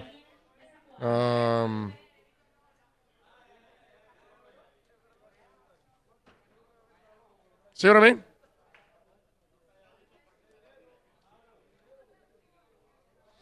He looks like a crispy critter. He looks fried, bro. Fried. He always looked high. It was one of those things. It was really weird, man. With Mark Price. And Sam Perkins, same way. Sam Perkins looked just as bad at times. You would see it and you were like, if I remember, Sam had those man that looked like he hadn't slept in freaking a year. Right. He had like little bags. Yes.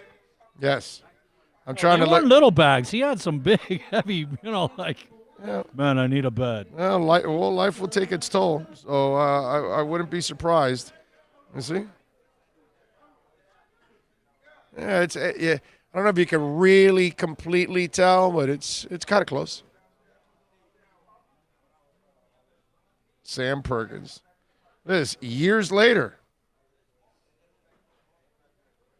Little Chinese. Always looked high as hell, man. Sam Perkins and Mark Price. All right, 786-322-1105. That's 786-322-1105. Don't forget to give us a little thumbs up while you're watching the broadcast. You can always reach out on the accidentlawfirm.com text line like I just gave out at 786-322-1105. You can also follow us on Twitter at Big O Show. Great place to always chime in on the program. What else do we have here? Embiid gets injured too much. I would consider trading him. That's now he's gotten injured less compared to early part of his career, but he's still missing games. He had the finger thing now, all of that. So, yeah, I understand that. And you remember what Sekou said, which, by the way, can I tell you when Sekou was thinking, when he was mentioning, which is true, that you go and pay Embiid and Simmons, right? It reminds me a lot of the Panthers. I got to tell you. It does. Because you've paid all those young guys, and it has not paid off. Because I don't see them with the kind of hunger to overcome and become better. You know? They're kind of right around the same team, you know? They're just hanging around just outside the playoffs. And, you know, they're not that much better than they were last year. It's crazy. And you know they got a better goaltender. But it's just, there's something, and you paid all these guys early. And it was smart because you want to lock guys down before you have to overpay them. And I get that. But the risk is when you pay all of them early and they haven't earned it, that's a problem, man. That's a huge problem right now. And that's why I would tell you that, you know, that's where, you know, trading Embiid, maybe that's something they have to consider. You never know. Let's see. What else do we have here? NBA DFS looking good. Tatum looks like a lock with Smart. Okay. All right. That's an interesting one. What else do we have going on here in the program? What were we going to tell you about too here on the show?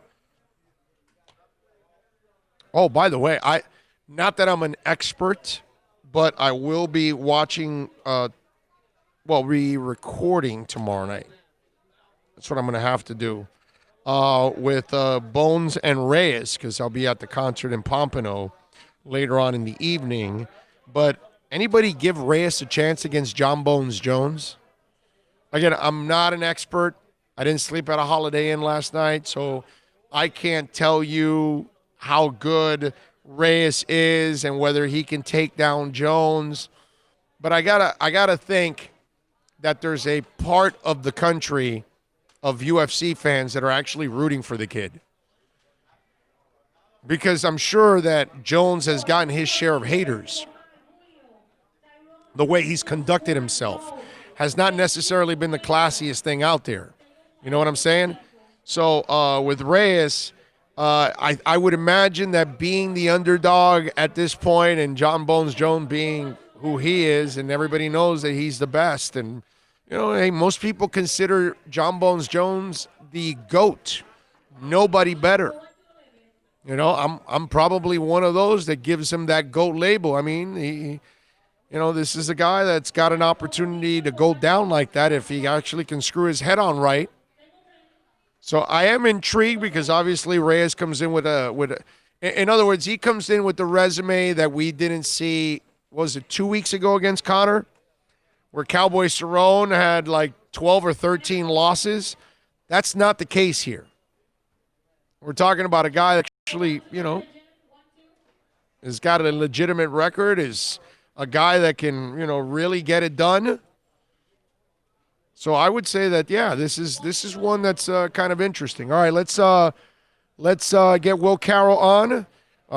We have Will always at 2:30, so we can get him on and talk a little injuries. We want to ask Will about Jimmy Butler with the shoulder, and find out the latest there. And if you got any injuries, by the way, or anything, fantasy or something along those lines, send them in now on the accidentlawfirm.com text line, and that's 786-322-1105, 786-322-1105. If you want to get in on the program, we will have Will Carroll on now in a couple of minutes here, well, maybe even 60 seconds, because we are getting ready. Will is, I think Will is in the car now and ready to talk a little injuries, find out the latest. I want to find out what's going on with Jimmy Butler's shoulder. All right, because that is a major concern. I'm hoping that it's not anything that is serious. Hopefully, it's not something that's going to keep him out for a long time. So here we go. You can follow Will on Twitter at Injury Expert, as always, apropos, because nobody is better, because he is the injury expert, always willing to fill us in on what's going on with the latest injuries around the Will Carroll for you, sir. The world of deportes. Will, how you doing, my man? I'm doing great. How are you, Will? I am doing fantastic, my friend. I cannot complain. We're at Hialeah Park. We're at the poker room, having some fun. So what'd you think Super Bowl-wise, my brother? What'd you think of the Niners coming up short? That was pretty much the game I expected. I thought it was going to be close. I thought it was going to be well played. I thought it was going to be closely matched. I thought Mahomes would be the difference. And, I'm not patting myself on the back here. I don't think that was way out on a limb. But that was a good game. And that's really what I want. I don't have a rooting interest for either of them. I like Patrick Mahomes. I think he represents something very good in the NFL. But you know what? So does Jimmy Garoppolo. I think both of these teams could be back here next year and the year after that and the year after that. These are teams that are built the right way. I give a ton of credit to the Chiefs. I give a ton of credit to the 49ers for how they've built these teams. They haven't had to tear it down. They haven't had to rebuild. They didn't do things where they had to go out and spend a ton of money to kind of shore things up. They drafted well. They built things up. They filled the gaps where they could with free agency, and these are exactly what you want to see if you're a fan of any franchise. All right, so let's talk about our local franchise. Jimmy Butler with the shoulder injury. What have you heard? Because he's not playing tonight. He's listed as doubtful, so he's probably out. What's the latest with that shoulder injury? Because we are concerned. Yeah, this one concerns me as well. They've been very, very quiet about the specifics of it, so we don't have a good read on it yet. But certainly you have to worry about Butler just because he's such a shooter. Anything that throws off the mechanics of that shot is going to be problematic. You know, that's something that I don't think people understand about basketball is that, you know, if you have a knee injury, they understand you can't run, you can't jump. You got an ankle injury, you can't cut. But I don't think a lot of people understand what goes into the mechanics of a shot. These guys are out there practicing over and over and over and over and over. If you think about somebody like Steph Curry, if you alter one little thing, it's like altering the mechanics of a pitcher. So if your shoulder is off, if you can't raise it comfortably, if you can't raise it, period, you're going to have a little bit off. If you've watched the return of Victor Oladipo here in Indianapolis, you've seen he's just not back to what he was, largely because that knee just isn't what it was. He doesn't have the confidence in it. He wears down pretty quickly. He's going to be back, but he's not 100% back yet, and that jump shot is where it's showing up. That's what I worry about with Butler, is that the mechanics will be thrown off, so I'll be watching this one closely. How about Tyler Hero, the ankle? How bad is it? Because it was in some kind of a boot. Is that more to stabilize it, protect it, or is it how serious is it? This one, you know, it used to be anytime you saw somebody on crutches, you got a little bit worried. But it got to be such a thing that, you know, oh, he's on crutches, we'll see. It's the same thing with a walking boot. It's just the automatic thing you do. You put somebody with any sort of foot or ankle injury into the walking boot. That in and of itself doesn't tell you anything. What you want to do is protect it. So that doesn't give us a good read. Basketball players and sprains, they've all had so many ankle sprains that it doesn't really mean a lot. They tend to recover from them quickly. They tend to have looser ankles. You know, guys don't wear the braces anymore because they need that mobility. Shoes, gosh, can you remember? It had to be 20 years ago when there was such a controversy about Kobe Bryant wearing low-top sneakers. Oh no, he's going to break his ankles. He's going to have. These guys build up such strength and mobility in their ankles that even when they roll over, it's not as serious as it would be. You know, if it were you or me, we'd be hobbled for a week. These guys are back, you know, the next quarter. So yeah, it's definitely concerning. But you have to understand, basketball players are basketball players. They're not one of us. So absent a fairly significant sprain, they tend to come back fairly quickly. All right, let me ask you a kind of an oddball question, but I think it is up your but I think it is up your alley because it has maybe a little bit to do with injuries or therefore avoiding them. So walk us through what you think the Heat and their training staff will do to get a 36-year-old Andre Iguodala up to speed who has not been playing any kind of basketball until any kind of NBA basketball up until this point. So walk us through that, Will. What do they do there to try to make sure, you know, you just can't throw him out there on an NBA court because then, his body will fall apart. Yeah, exactly. You know, I think this goes back to what's become a dirty word in the NBA of load management. But all this is smartly building somebody up and making sure they don't exceed their normal workload. If you know you were going to run, well, you're in great shape, If you were going to run a marathon, you don't just go out there and say, you know what, there's one Saturday, I'll go. You've got to build yourself up. It's not going to be that big a ramp. He's not starting from zero. It's not like Iguodala's been sitting back on the couch eating bonbons while he hasn't been playing. He's not in game shape, but he's in shape. He's a great athlete. So it's not going to take him long to ramp up to a certain level. But they're going to test him. They're going to know what he's done. They're going to talk with his physical trainers. They're going to talk with the people he's been working with. I'm sure there's been some physical therapists as well to keep him loose and limber.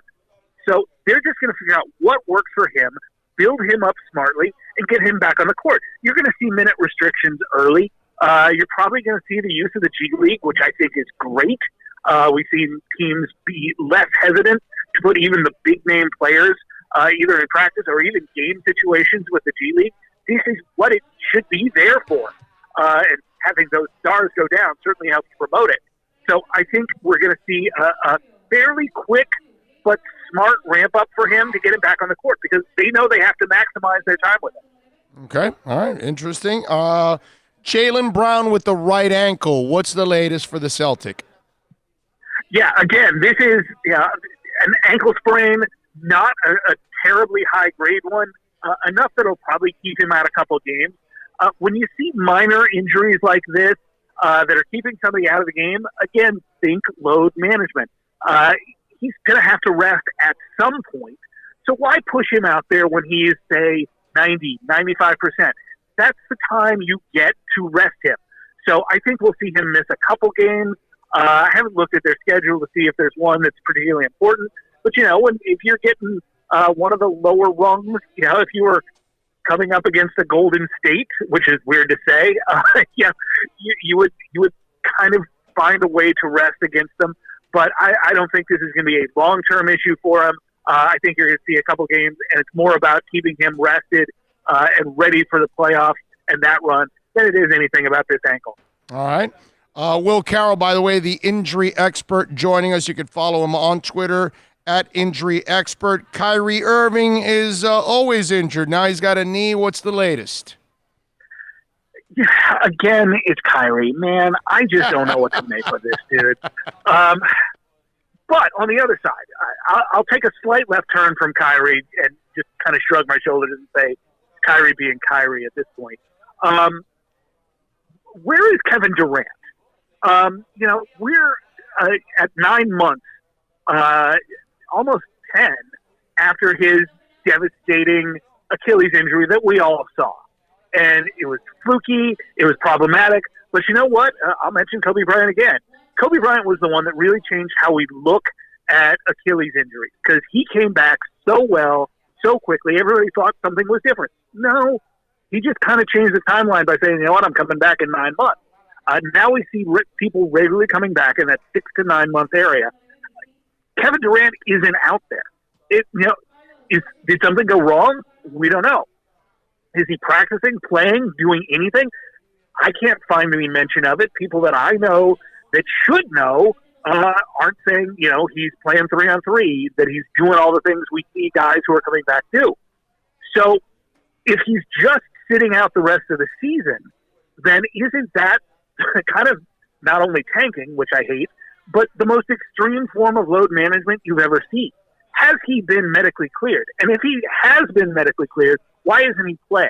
If Kawhi and Paul George are being called on the carpet for not playing certain games because of load management, why the heck aren't we talking about Kevin Durant not coming back? Because that's a guy who people pay money to see. I don't get it. Kyrie, man, he's just one of those guys who has to be 100%, and he's always going to seem to find things. And let's face it, they're not playing for anything. Having him out probably helps. Now, the only thing is, was there any kind of a plan to bring Durant back this year? No, right? Not that I've heard. Okay. I think they fully intended to keep him out on a non-medical basis. There's nothing that changes about the rehab. There's nothing that changes about the surgery. There's nothing that, and certainly they couldn't have known it at the time he had the surgery. This is just them deciding he's not going to play. And that's not necessarily a good thing. Think about what the Mets did with Matt Harvey, or really what Scott Boras did with Matt Harvey. They kept him out. They said, let's not bring him back at the end of the season. What's that going to gain us? We'll give him a full normal offseason. Where's Matt Harvey these days? I don't want that to happen to Kevin Durant. Okay. All right. I like it. All right.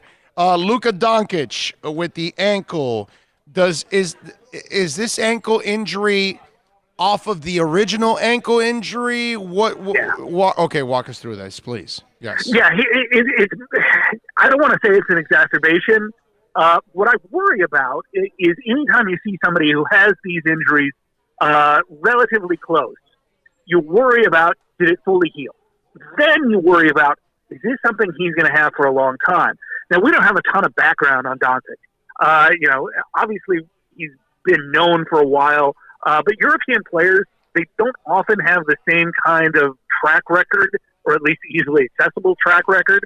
If you go all the way back to LeBron James, any of these players playing in the NBA today, we saw them in high school. We probably saw them in junior high. And everybody knows this guy had this. This guy had this surgery in college. And you kind of know the consequences of it. European players are a little more opaque. And I worry that Doncic is a guy who might have these small, niggling injury problems that get worse over his career. Obviously, the worst of that would be, a Dwayne Wade. Certainly, Dwayne had a great career, but at the end of his career, they were having to maintain him so much that, first, man, his quality of life went to zero, and maybe he retired a year or two early. He's still got a pretty darn good life. But you worry how much it took away from him. Doncic is a heck of a player. There's nobody just like him right now. So the Mavericks, great medical staff, they're going to be trying to figure out, how do we keep him from doing this? Ankle sprains are going to happen. Ankle sprains are part of basketball. You're going to land funny. You're going to step on somebody's foot. What you don't want it to become is a chronic situation that really starts to wear down him over the long term. All right, good stuff there. Follow him on Twitter at Injury Expert. He is Will Carroll, joins us every Friday to go over some of the most important injuries. Maybe your fantasy team, maybe your sports investment. It's a segment you got to listen to. Will, as always, my brother, thank you for taking some time. Excellent information as always. Absolutely. Hey, can I toss in one more real quick? Of course. Because I know you guys will be interested in Tua was finally able to confirm exactly what the surgery was he had and where he had it. Ooh. He had it with Chip Root in Houston.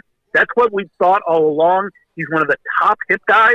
He had an acetabular ring issue and has two small pins in the back of his hip putting things back together. Now, those will stay in place. It's actually mostly held together with glue. I know that sounds a little bit crazy. It's not glue like your little kids are gluing things together. Wait a minute. But if it's Gorilla Glue, we're all right. Yeah, it's a little bit different than that. It's really more like Bondo, like you would put on your car, like spackling a wall to basically build that bone up. So theoretically, he should be ready to go at the start of the season. Now, we haven't had high-level quarterbacks come back from this. I don't think any team is going to rush him back from this, but I think with Miami at 5, there's going to be a lot of teams looking at that Detroit pick at 3 to jump up. If he clears things at the combine like is expected, and I've been told that Lee Steinberg is going to be bringing not only the doctor that did the surgery, but Alabama's team doctor who treated him on the field and managed the rehab to Indianapolis for that exact purpose. I think he's going to clear the medical, and I think a lot of teams will be looking at him at 3 rather than 5. Okay, so now, Will, having said all that, when you talk about that hip, and then in other words, they're trying to regenerate that bone, how long does that process take to regenerate that bone to get to the point where it is sturdy enough that they feel good about it? Is there a timetable for that? Yeah, it's 6 to 8 weeks. Bones heal in 6 to 8 weeks, almost always. Now, do you want to go out and play football at that stage? No, absolutely not. You want to make sure everything's perfect. So will it take longer? Yes. What they want to make sure of is that his gait is right, that he's able to make all the throws. Is there a way to test whether this is ever going to happen again? It's not likely. Breaking the hip like that is very, very odd. You don't see it in football. It's not like his ankles, where there might have been a weakness, and now we've seen it on both sides. The bigger question that Tagovailoa is going to have at the combine is not about that hip. I mean, that's the first question they'll ask. But it's really going to be more is his body going to hold up? Because it didn't in the college game. Okay. All right. Yeah, behind an All-American line.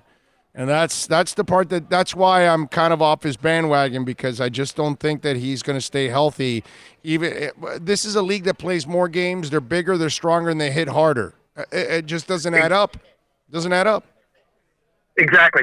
Yeah, it's crazy. All right, follow him on Twitter at Injury Expert. Will you have anything extra on Tua possibly in the next week here on Twitter so people can check you out?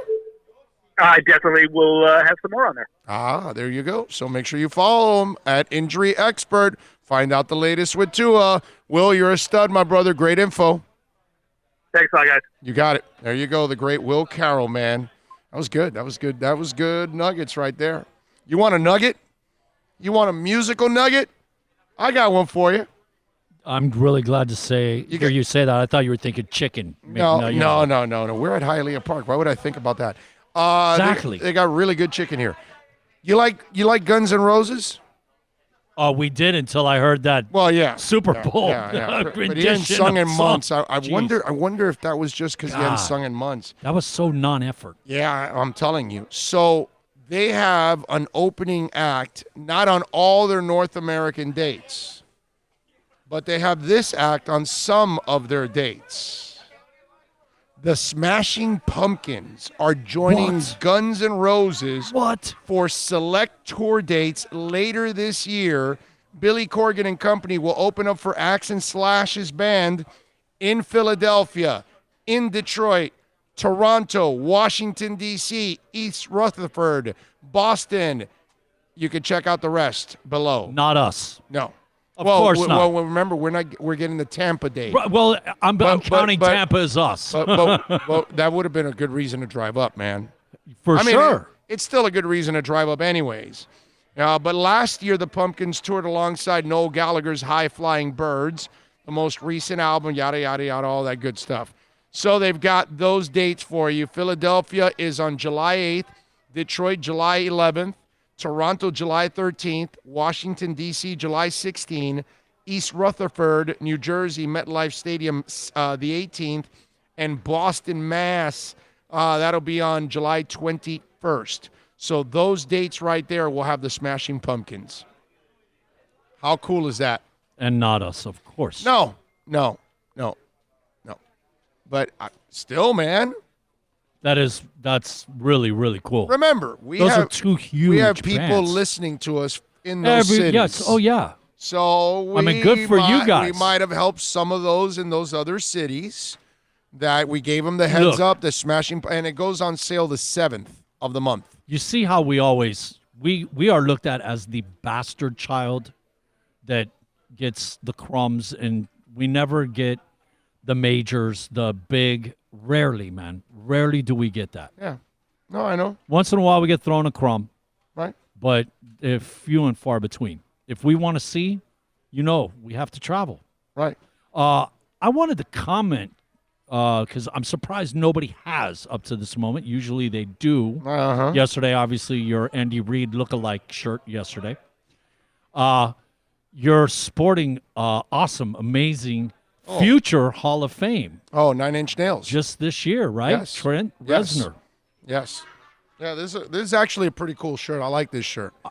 Hey, when we went and saw him, might be the first time I wear this shirt. When we went and saw him, pitcher, what's the name of the band? Filter. Filter opened up for him. Yes. And it was cool because you've always liked Filter. The guy ends up out in the crowd singing, and I mean, not just walking off stage. That guy was all the way at the other side of the arena. That was really cool. But it was the first time ever saw a band perform a freaking special effect. Oh, yeah. The way they had that diamond going around the band. Yeah. And the square, and there was one where you had a square neon that goes all the way around and all that. Yeah, and it was actually circling them. Yeah, it was like it's creative. It's creative. This guy's creating a special effect during a concert. Trent does a nice job with his stage shows, and he gets it. He gives you great music, great energy. Trent Reznor always has phenomenal energy. For 9 Inch Nails. And everybody in music knows that you go to YouTube, man. You see how many collaborations up on stage. Yeah. Like almost everybody has had Trent with them up on stage. No, I'm with you. No doubt about that. Did you see the Sonic Hedgehog movie? No, but I've seen the commercials. And I haven't seen the movie. I'm saying the promos. I'm not going to go see the movie myself. I was going to say, when you said seeing the movie, I'm like thinking, you saw it? No. I'm not going to see it. But I saw the promo, and it's like, I'm surprised they haven't come up with all the other ones. Every other big ass, like, all of a sudden you're at your house and then they zap you into a Defender, or you're in the middle of a moon patrol, or you're in the middle of a Space Invader or something. That kind. I'm surprised they haven't gone with the more mainstream type of stuff like that. Although Hedgehog was super mainstream, obviously. But I'm talking about like the classic video games that you would go, pay 25 cents for. But the Hedgehog thing, I would imagine it's going to be a kid's movie. But then I'm thinking there's a ton of adults that, they grew up on that thing. And they're probably just going to want to go see it just because they played the Hedgehog forever. I wasn't necessarily one of those that was playing the Hedgehog much. I played it, but it wasn't that. It wasn't anything. So it doesn't do much for me. But when I was watching, I was going, if it was a video game that affected my life, then maybe I would go see it. But this kid, like Donkey Kong, that would be something like you're sleeping or whatever, and then you get zapped into Donkey Kong, and you're avoiding barrels and fire and trying to eat as many pies as you can or whatever, that kind of stuff. One of my favorites was Tron. One of my favorites was Tron, and it wasn't because of the movie. It's the game, and they had the one version where it's a stand-up and you did all the different things. That was the cool one. But no, discs of Tron. That used to be the a one you Funorama. stand inside, right? That Discs of Tron is probably the coolest video game because the 3D element that it had. Yeah. And you were like 10 feet away, and we're like looking. And let me tell you, it's hard to find those. Yeah. Oh, yeah. Hard to find those. You probably got to go to a place like Disney World that has they 1,000. They didn't have Discs of Tron. They had Tron. Okay, the standard stand-up. Yeah. With all the different. Yes. The cone thing in the motorcycle. They didn't have Discs of Tron because I used to go religiously to that one. The one that may have it. Las Vegas Pinball Hall of Fame. Well, we were already planning on going there. No, I go. Well, that's a law for me. You do know that I'm going to be looking at their website and seeing if they have this. I don't know if their website shows you all their machines. I don't think so. Man, the last time I played that game, I think it was at some roller skating rink. We were up north, and they just happened to have it. I freaked out because if you choose to, you'll play 50 games you haven't played in 30, 40, 50 years. Spy Hunter. Everything pretty much. They've got so many, and they've got all those classic pinball machines. No matter Kiss or Playboy, you name it. Spirit of 76. Knievel, all those things. They've got everyone. If you're going to Vegas, by the way, for you Dolph fans out there, if you're going to Vegas, not only join us at Tommy Rockers, and by the way, go to our Twitter page and reserve, but more importantly, if you like video games, on Tropicana, about 1.5 miles off the Strip, okay, opposite of the highway, because when you go to the Strip and you run into Tropicana, you make a right, the highway's like 3 blocks, and then on the other side of it is In-N-Out Burger. Well, you make, instead of the right, you make a left and go down about 1.5 miles. You'll pass UNLV, you'll pass the airport, and then you'll see it. It's on your left side. You'll see Pinball Hall of Fame there. And I promise, if you like arcade games, okay, all kinds. I don't care, regular arcade, pinball machines, the old bowling one. I mean, the wood thing with the little metal disc. They've got the baseball games with the bats and all that stuff. The classic ones they've got. Oh, you know what they have? They've got the them all. Old football game with the X's and O's and the roller ball. They have it. The Atari. That's they have awesome. They have that one. They have the Russians and the Americans playing hockey. The Olympic thing with the track and field. Yes. They have the track and field. They have the Russians and the Americans playing bubble hockey. Oh, the bubble hockey. That was a fun brand. They have all If I of saw that, I played it. You had to play the hockey game. That was the best. They have it all.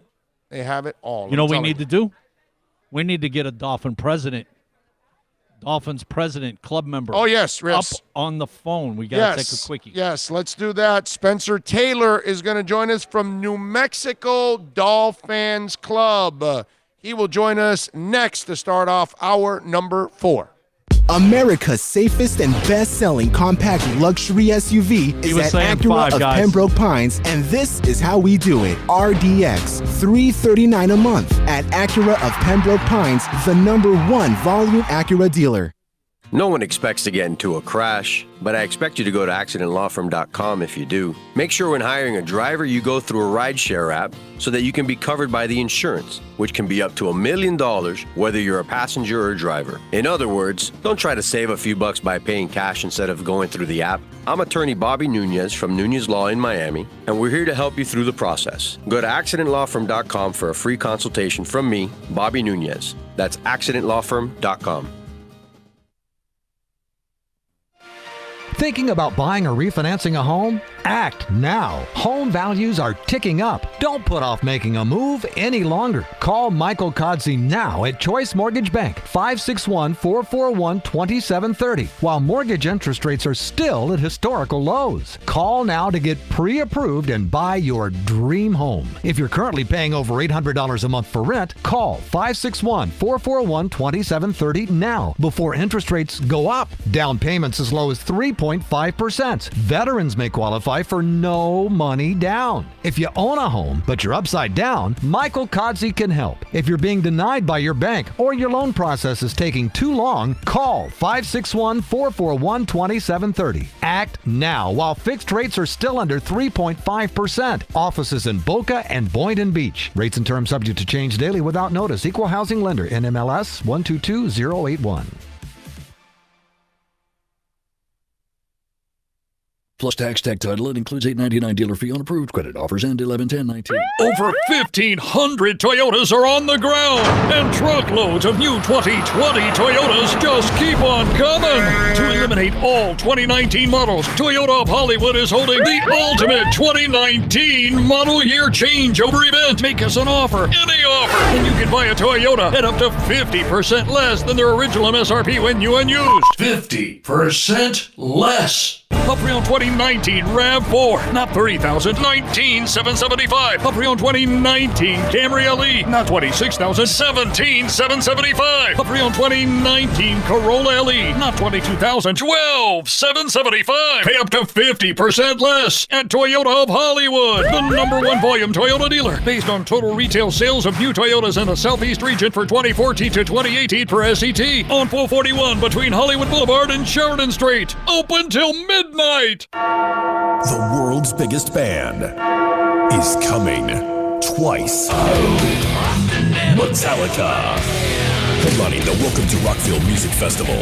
2 different nights, 2 different sets. The weekend of May 8th through the 10th. Go to welcometorockvillefestival.com for all information. Get your tickets on sale right now. The one, the only Metallica. Go to welcometorockvillefestival.com.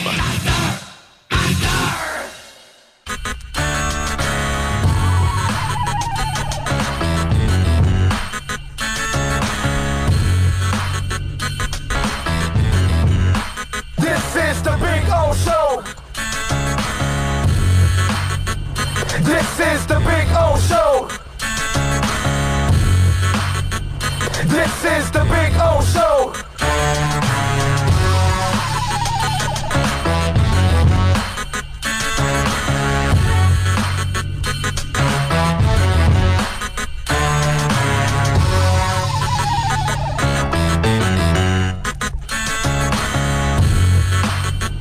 This is the Big O Show.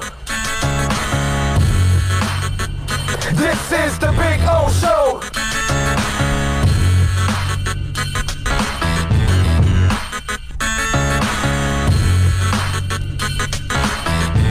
All righty, we are back. We're ready to rock and roll. Every Friday, we've got a different Dolphins president. Kind enough to join us on the program. Spencer Taylor is from New Mexico Dolphin Club. That's right. Everywhere in the world there's a Dolphin Club, even in New Mexico. So let's get Spencer on. Let's talk a little with Spencer here. Spencer, good afternoon, my man. You there? Yeah, how are you doing? I am doing exceptional, my brother. All right, so first of all, Spencer, explain to me how you became a Dolphin in New Mexico. Well, there's three big factors for me. One is when I was young, I thought I was going to be a marine biologist and move out to Florida and study marine biology. And of course, having the Dolphins logo was always attractive. Two, I grew up in the Dan Marino days, so of course. And three, my dad was a football coach for many years, a D1 college football coach, and my family all played and coached, and they were really big fans of rushing or the run game. And, there was the Zonka Jim Kick days in the 70s. So all three of those things. Wow. The more we do this every week, Spencer, I am realizing that Marino made a lot of people Dolphins. Because absolutely. That is for me, I was a Dolphin fan from the second I was watching football. I was a Dolphin fan. So we had Greasy in those days because I was a kid in those days. But I've noticed in talking to the different, Dolphin club presidents, a lot of them, it started in that Marino era. Like if they didn't live here, they got that love for the Dolphins and that buzz because of number 13. So do you remember that game that you just said, wow, I love this guy, this is my team? Do you remember that watershed moment for you? I picked the team before I knew a quote, before I really saw like the premier Marino game for me. So I was already a fan, but the Marino game for me definitely was the Drew Bledsoe, Dan Marino shootout when Marino came back from injury. Great game. Oh, okay. All right. Okay. I like that. All right. That's interesting, man. That is so cool. All right. So tell me, so what made you start a Dolphin club in New Mexico? Because you must have gotten some kind of an idea that you weren't the only nutbag that was a Dolphins fan.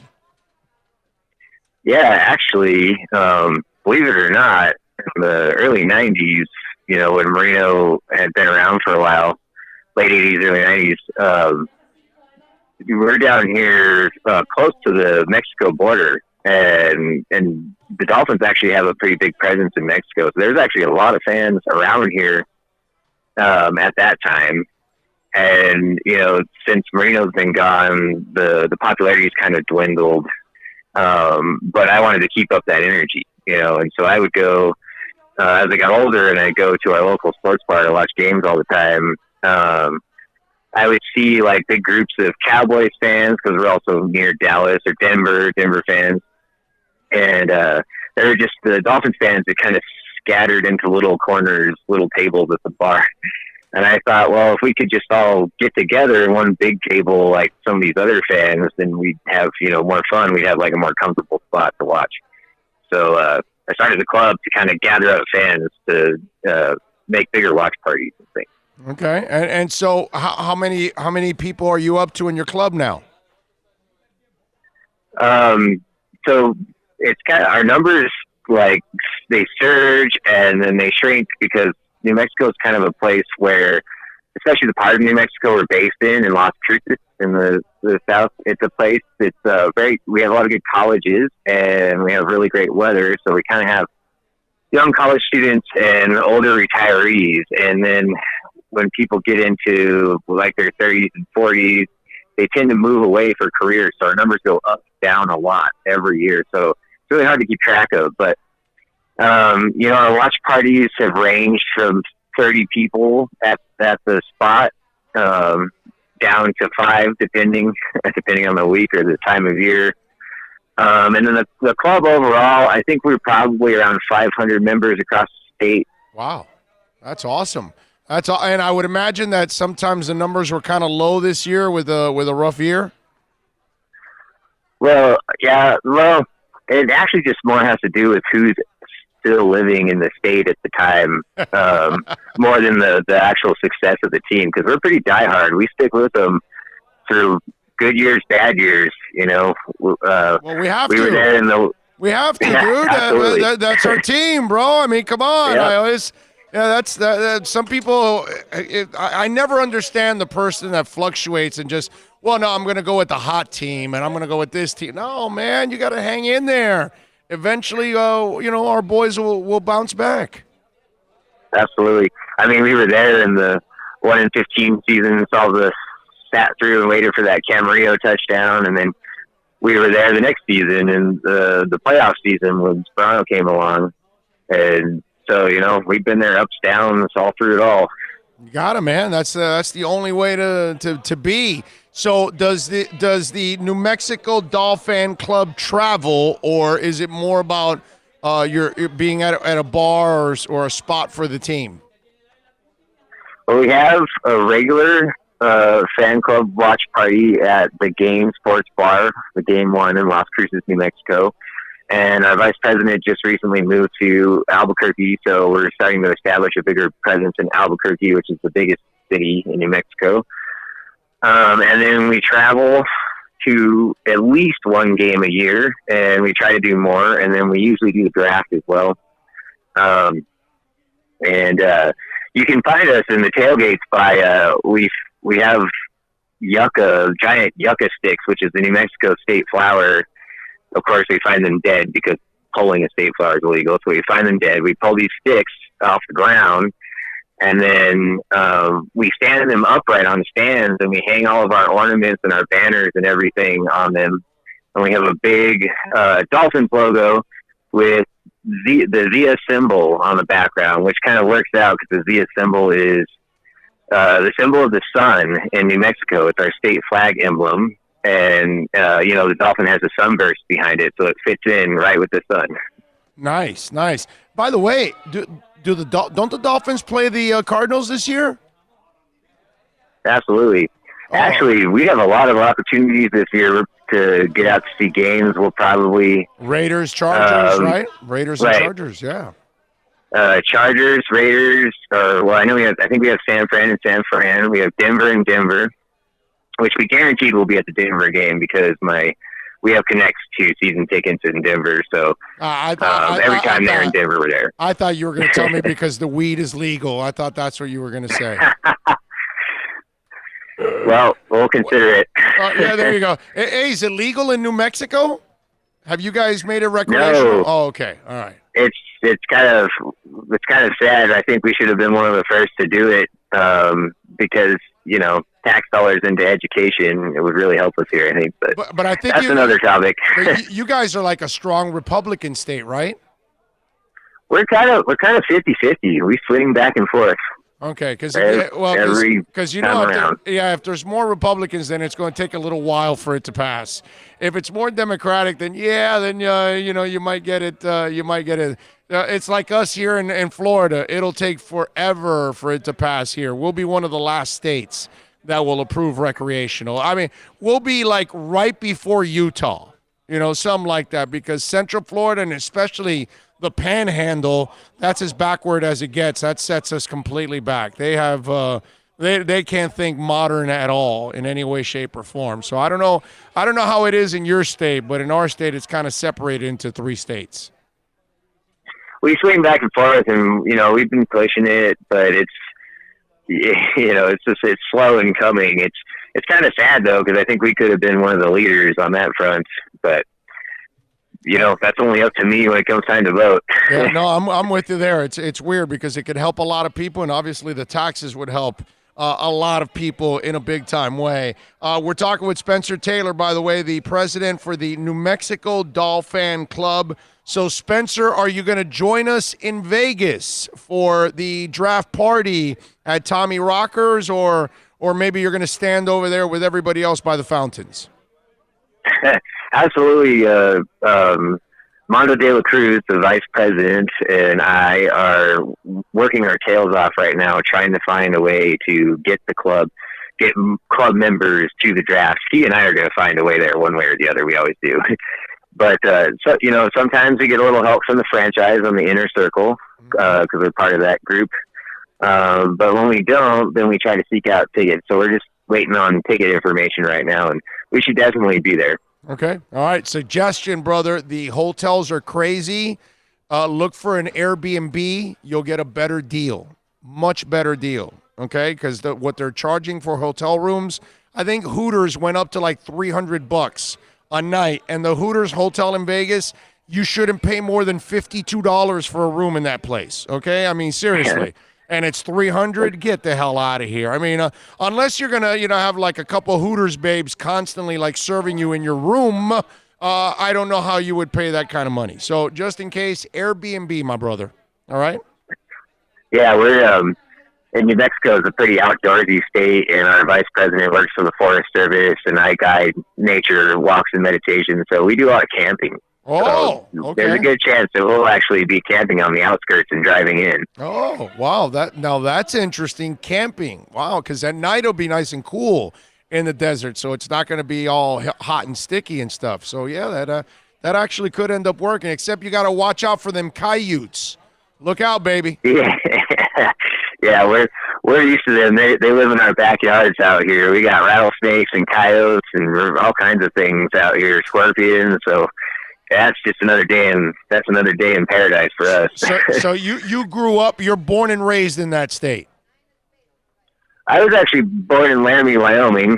Okay. But, I spent most of my life here in Las Cruces, New Mexico. Okay. All right. Good stuff there. So, Spencer, how many times have you been to a Dolphins game at either the Orange Bowl or Dolphin Stadium or Hard Rock Stadium that it's called now? I think I've been to 3 or 4 at Hard Rock, I still call it Joe Robbie, as the saying goes. All right. We actually kind of keep track of our games and our records and the events at the games we attend, both all around the country and in Miami. Okay, so I don't know, because you said you've been watching since the Marino days. So I'm wondering if you ever got to see Marino in the OB, which obviously would have been one hell of a treat if you ever got to that point. No, I never got to see Marino play live in person. One of my life regrets. hey, we all have them, my brother. We all have those regrets. I mean, I'm still waiting to get hooked up with Halle Berry and Jennifer Aniston. So it's we all have those regrets, my man. You know what I'm saying? Absolutely. There you go. All right, Spencer, tell the folks if they want to join the New Mexico Dolphin Club, because we got Dolphins watching and listening all over the world. What do they do, my friend? We're very simple, open membership right now because, like I said, New Mexico is a small state, so it's not very complicated for us to get members involved. You can be a tertiary member if you don't live in New Mexico simply by finding our webpage, Facebook. It's Dolphin Addicts New Mexico, all one word, DOLPHINATICS, and then New Mexico. And our logo is the dolphin logo with the Zia symbol on the back and the sun drop. And I think our banner right now is Ryan Fitzpatrick in the McGregor glasses when he was in Tampa Bay. Nice. You just message us there, and that's it. You're a tertiary member, and if you're a resident in New Mexico, you're an official member. I like it. Simple as that. There you go. So make sure you sign up. So where you stand on the Tua conversation, if he's there at 5, are you comfortable taking him even with the injury? Yeah, take him and rest him behind Fitz for a couple years. Let him learn, let him heal, let Fitz kind of have a nice, cap off to a good career, and he's earned, I think he's earned enough respect to start somewhere for a bit. I think you take Tua, you let him heal, you let him learn, you kind of ride Fitz out. That's what I would do. There you go. All right, good stuff there. Spencer Taylor from the Dolphins, or from the New Mexico Dolphins Club. Spencer, thank you for taking some time, my brother. I look forward to having a beer with you over at Tommy Rockers during the weekend of the draft in Vegas, my friend. Look forward to that. Absolutely. Hope you have fun. Hope we get to see you. Thank you, my brother. Thank you for joining us. Appreciate it. Thank you. There you go. Spencer Taylor, man, from New Mexico. How about that? That is so cool. We've had it from Mexico and New Mexico now, a Dolphin president. By the way, Dougie Fresh goes, Bon Jovi was once interviewed by Triumph the Insult Comic Dog. Bon Jovi was going to play a vampire in a movie, and Triumph told him, finally, now you have something that requires you to suck.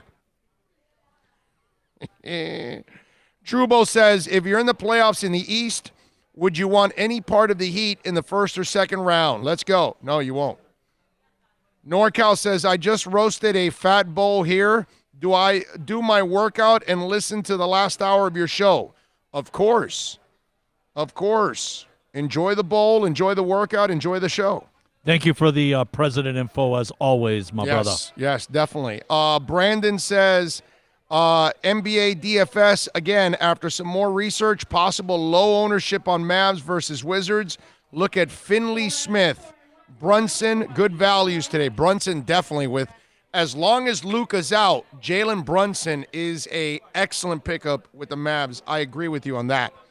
Let's see. Dougie Fresh says, being from Pensacola, I'm sorry. We're about 50 years behind. The Panhandle just discovered members-only jackets. And the wild band Devo. Just give us 100 more years, and it will be 420 time. Oh, Lordy. Yes. That's hilarious. That Panhandle kills us all, man. It just does. It's one of those where you just like, come on, guys, let's go.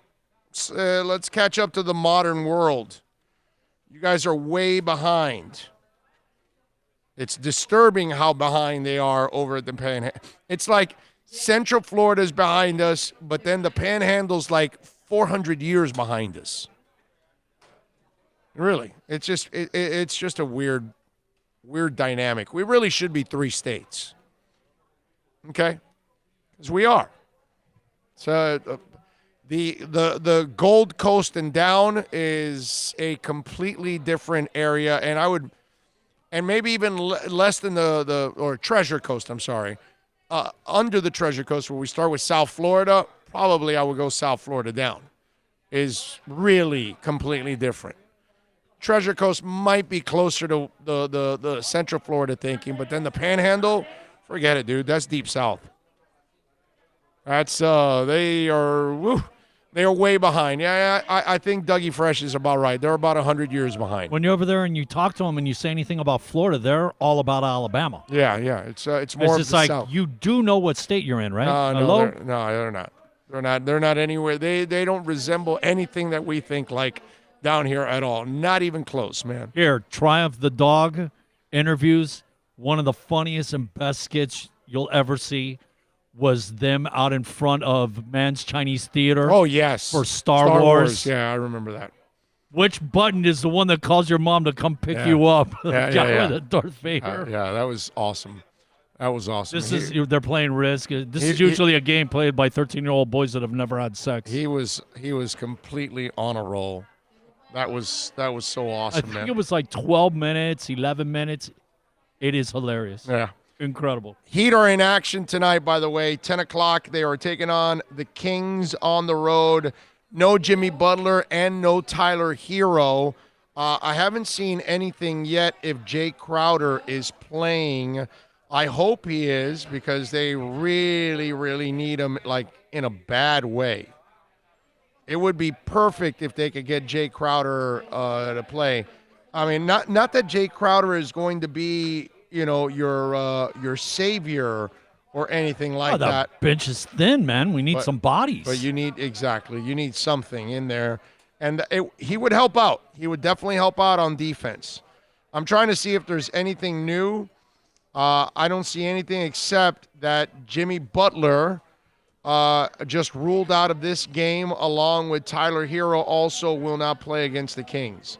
That's it. Nothing on Jay Crowder and if he's going to play for the Heat tonight. 19-31, and you're expecting us to have a little bit of a...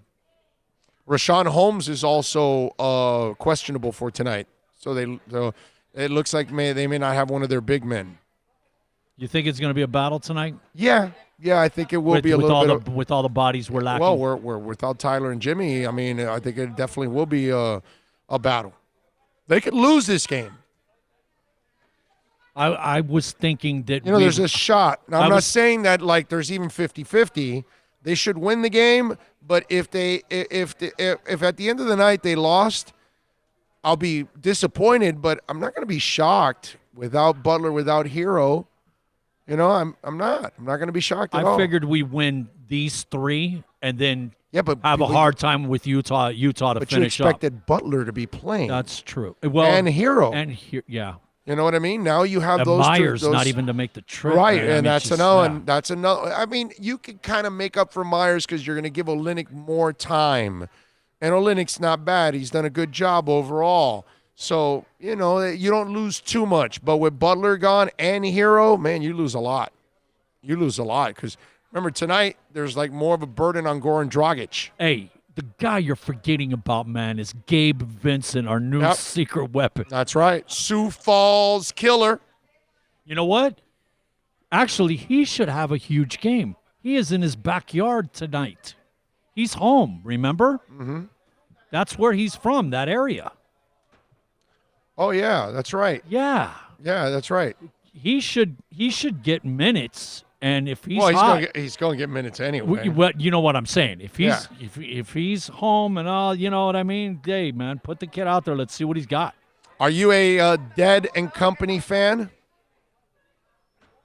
You know what Dead and Company is, right? That's John Mayer with some of the guys from the Grateful Dead. So it's John Mayer, along with Mickey Hart, Bill Kreutzmann, and Bob Weir.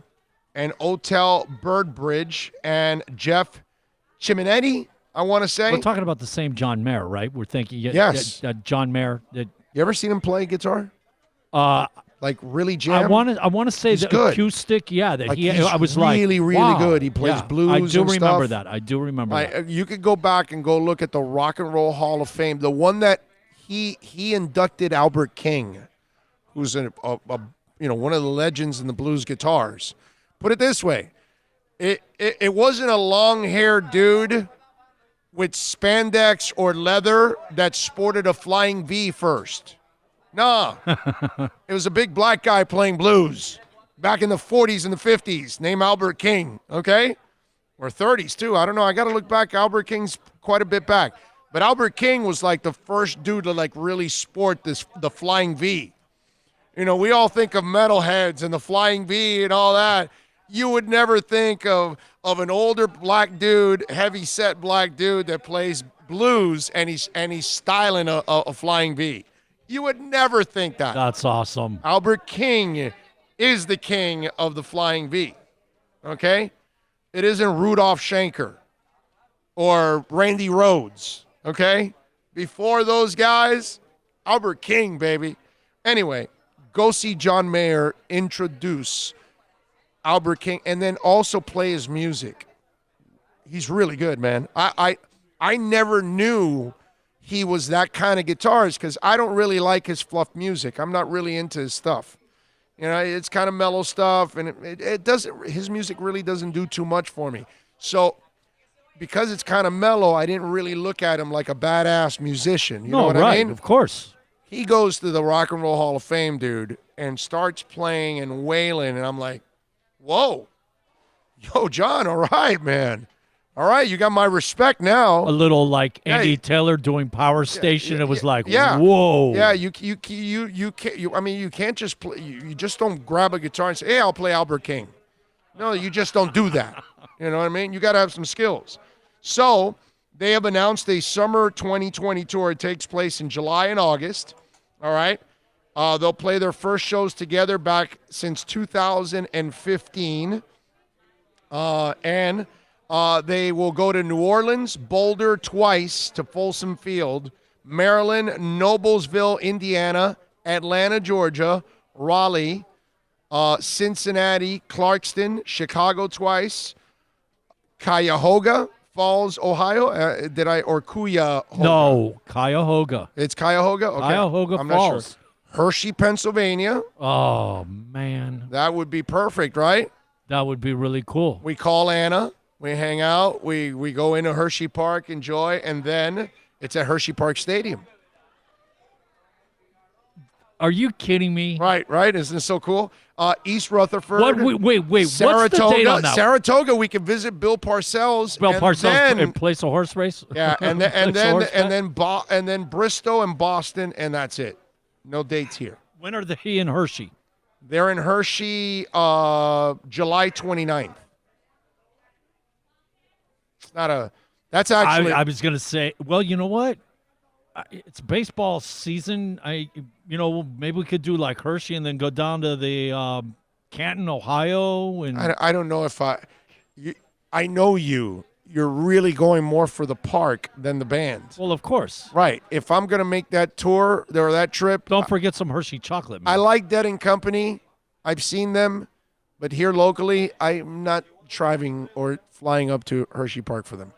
Listen, I need a better band. This is exactly why. Nothing against these guys, but I need a bigger name for me to go. That's why there. I was incorporating like going down to the NFL Hall of Fame, going to the Rock and Roll Hall of going and doing a little whole Ohio. It's.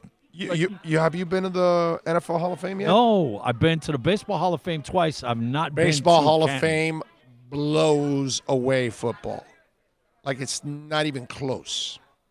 Now, you'll enjoy football more because if you enjoy the sport more, you'll enjoy reading about all the stuff more.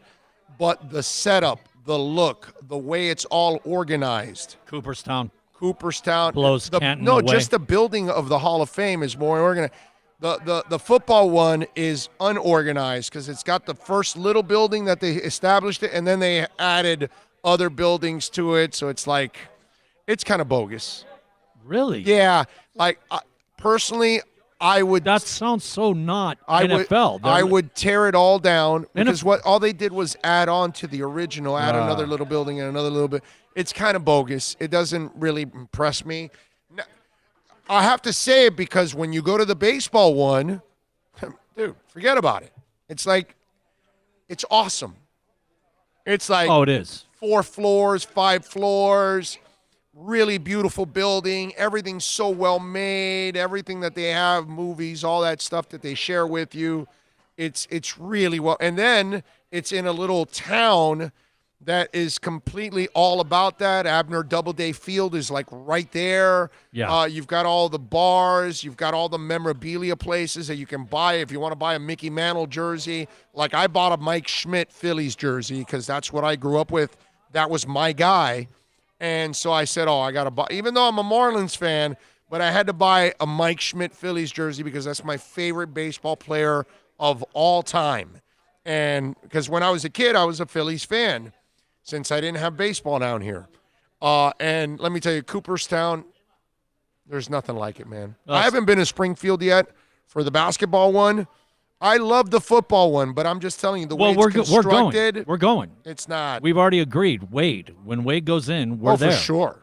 We're there. Sure. Yeah, definitely got to go for that. I was just thinking, Hershey Park, and then I knew there. I know what you're thinking. Catch, and then do the 2 parks in Ohio, Kings Island, and the other one. Oh, now you're on a whole freaking week. And then going to Rock and Roll Hall of Fame, Cleveland. I just need a better band to go, because then if not, we're just really going to go to amusement parks. Yeah, we'll find one in Philadelphia. Yeah.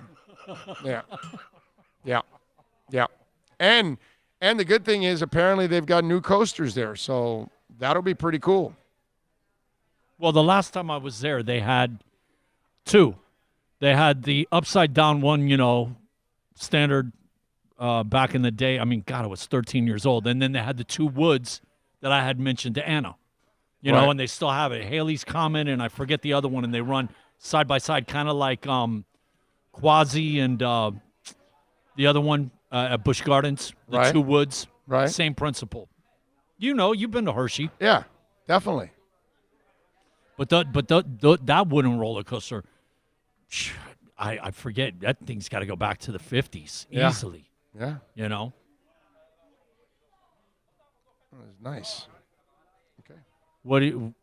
Are you getting more X-rated stuff that you can't PG-13 for us on the text line? Well, no, it's our flyers for tomorrow on at Marlins Park for our show.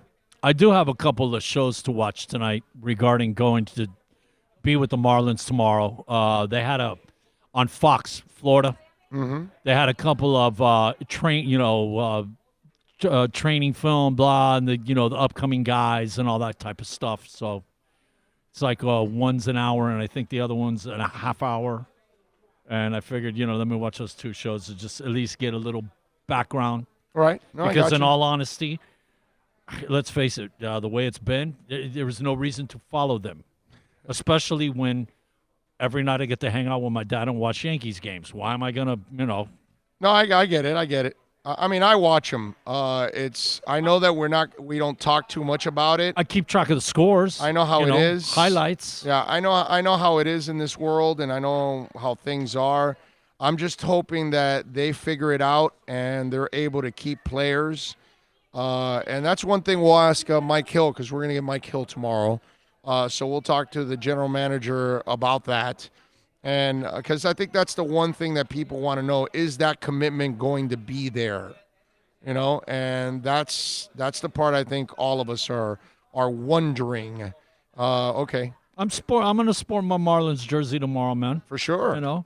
For sure. It's an old one. I don't have any of the new Maroon 5 Marlins jerseys, but yeah, no, mine is definitely going to be the old ones that I'm going to be sporting tomorrow and remember, we're going to be at Marlins Park 3 to about 6:30. We'll be broadcasting live, so you can catch it on YouTube. We'll have players. We'll have Mike Hill, the manager, all that stuff. We'll have some fun. Maybe some other guests will also join us. I'm going to see if I can get the Mishmeister to join me, because I know Craig Mish is going to be out there. So we'll be out there having some fun. Looking forward to it. Can't wait. I don't have to watch those shows now. If Mish is going to be there, he's got the whole lowdown on everybody. Yeah, exactly. Yeah. I'll do my studying, so we'll be fine. Yeah. It'll all be good in the hood. So if you want to come on by at Marlins Park tomorrow, you got a chance to meet players, autographs, pick your seats. If you want to do all that kind of stuff, bring the kids. The kids love going out to Marlins Park and meeting the players and all that good stuff. Maybe take a picture, get an autograph of some of the Marlins players. So if you want to go out there, we will be out in the concourse. You'll see our big, beautiful tent. No, they always do a good. I've been to a couple of these type of things with my nieces and nephews. Oh, when they're little. Great.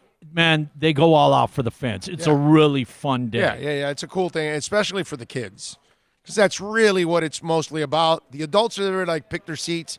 Kids are there to have a lot of fun, so that's a good thing. We got to thank the Brunetti family, Frank Fiore, of course, as always, Steve Calabro, all the great people out here at Hialeah Park for making it nice and easy for us to broadcast every single Friday. So come on out and join us out here.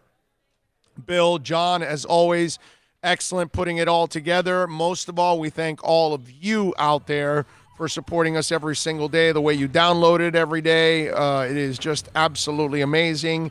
We appreciate your support. Don't forget, you can reach out to us on the accidentlawfirm.com text line, 786-322-1105. You want to be a sponsor of our program, 786-322-1105. And, of course, you can also reach out to us on Twitter at Big O Show. We'll see you tomorrow. 3 o'clock. 3 o'clock. Thereabouts. Marlins Park. No, 3 o'clock sharp. We'll be on the air. Not 2:50, man. No, 3 o'clock. Be good. Guys, have a good night.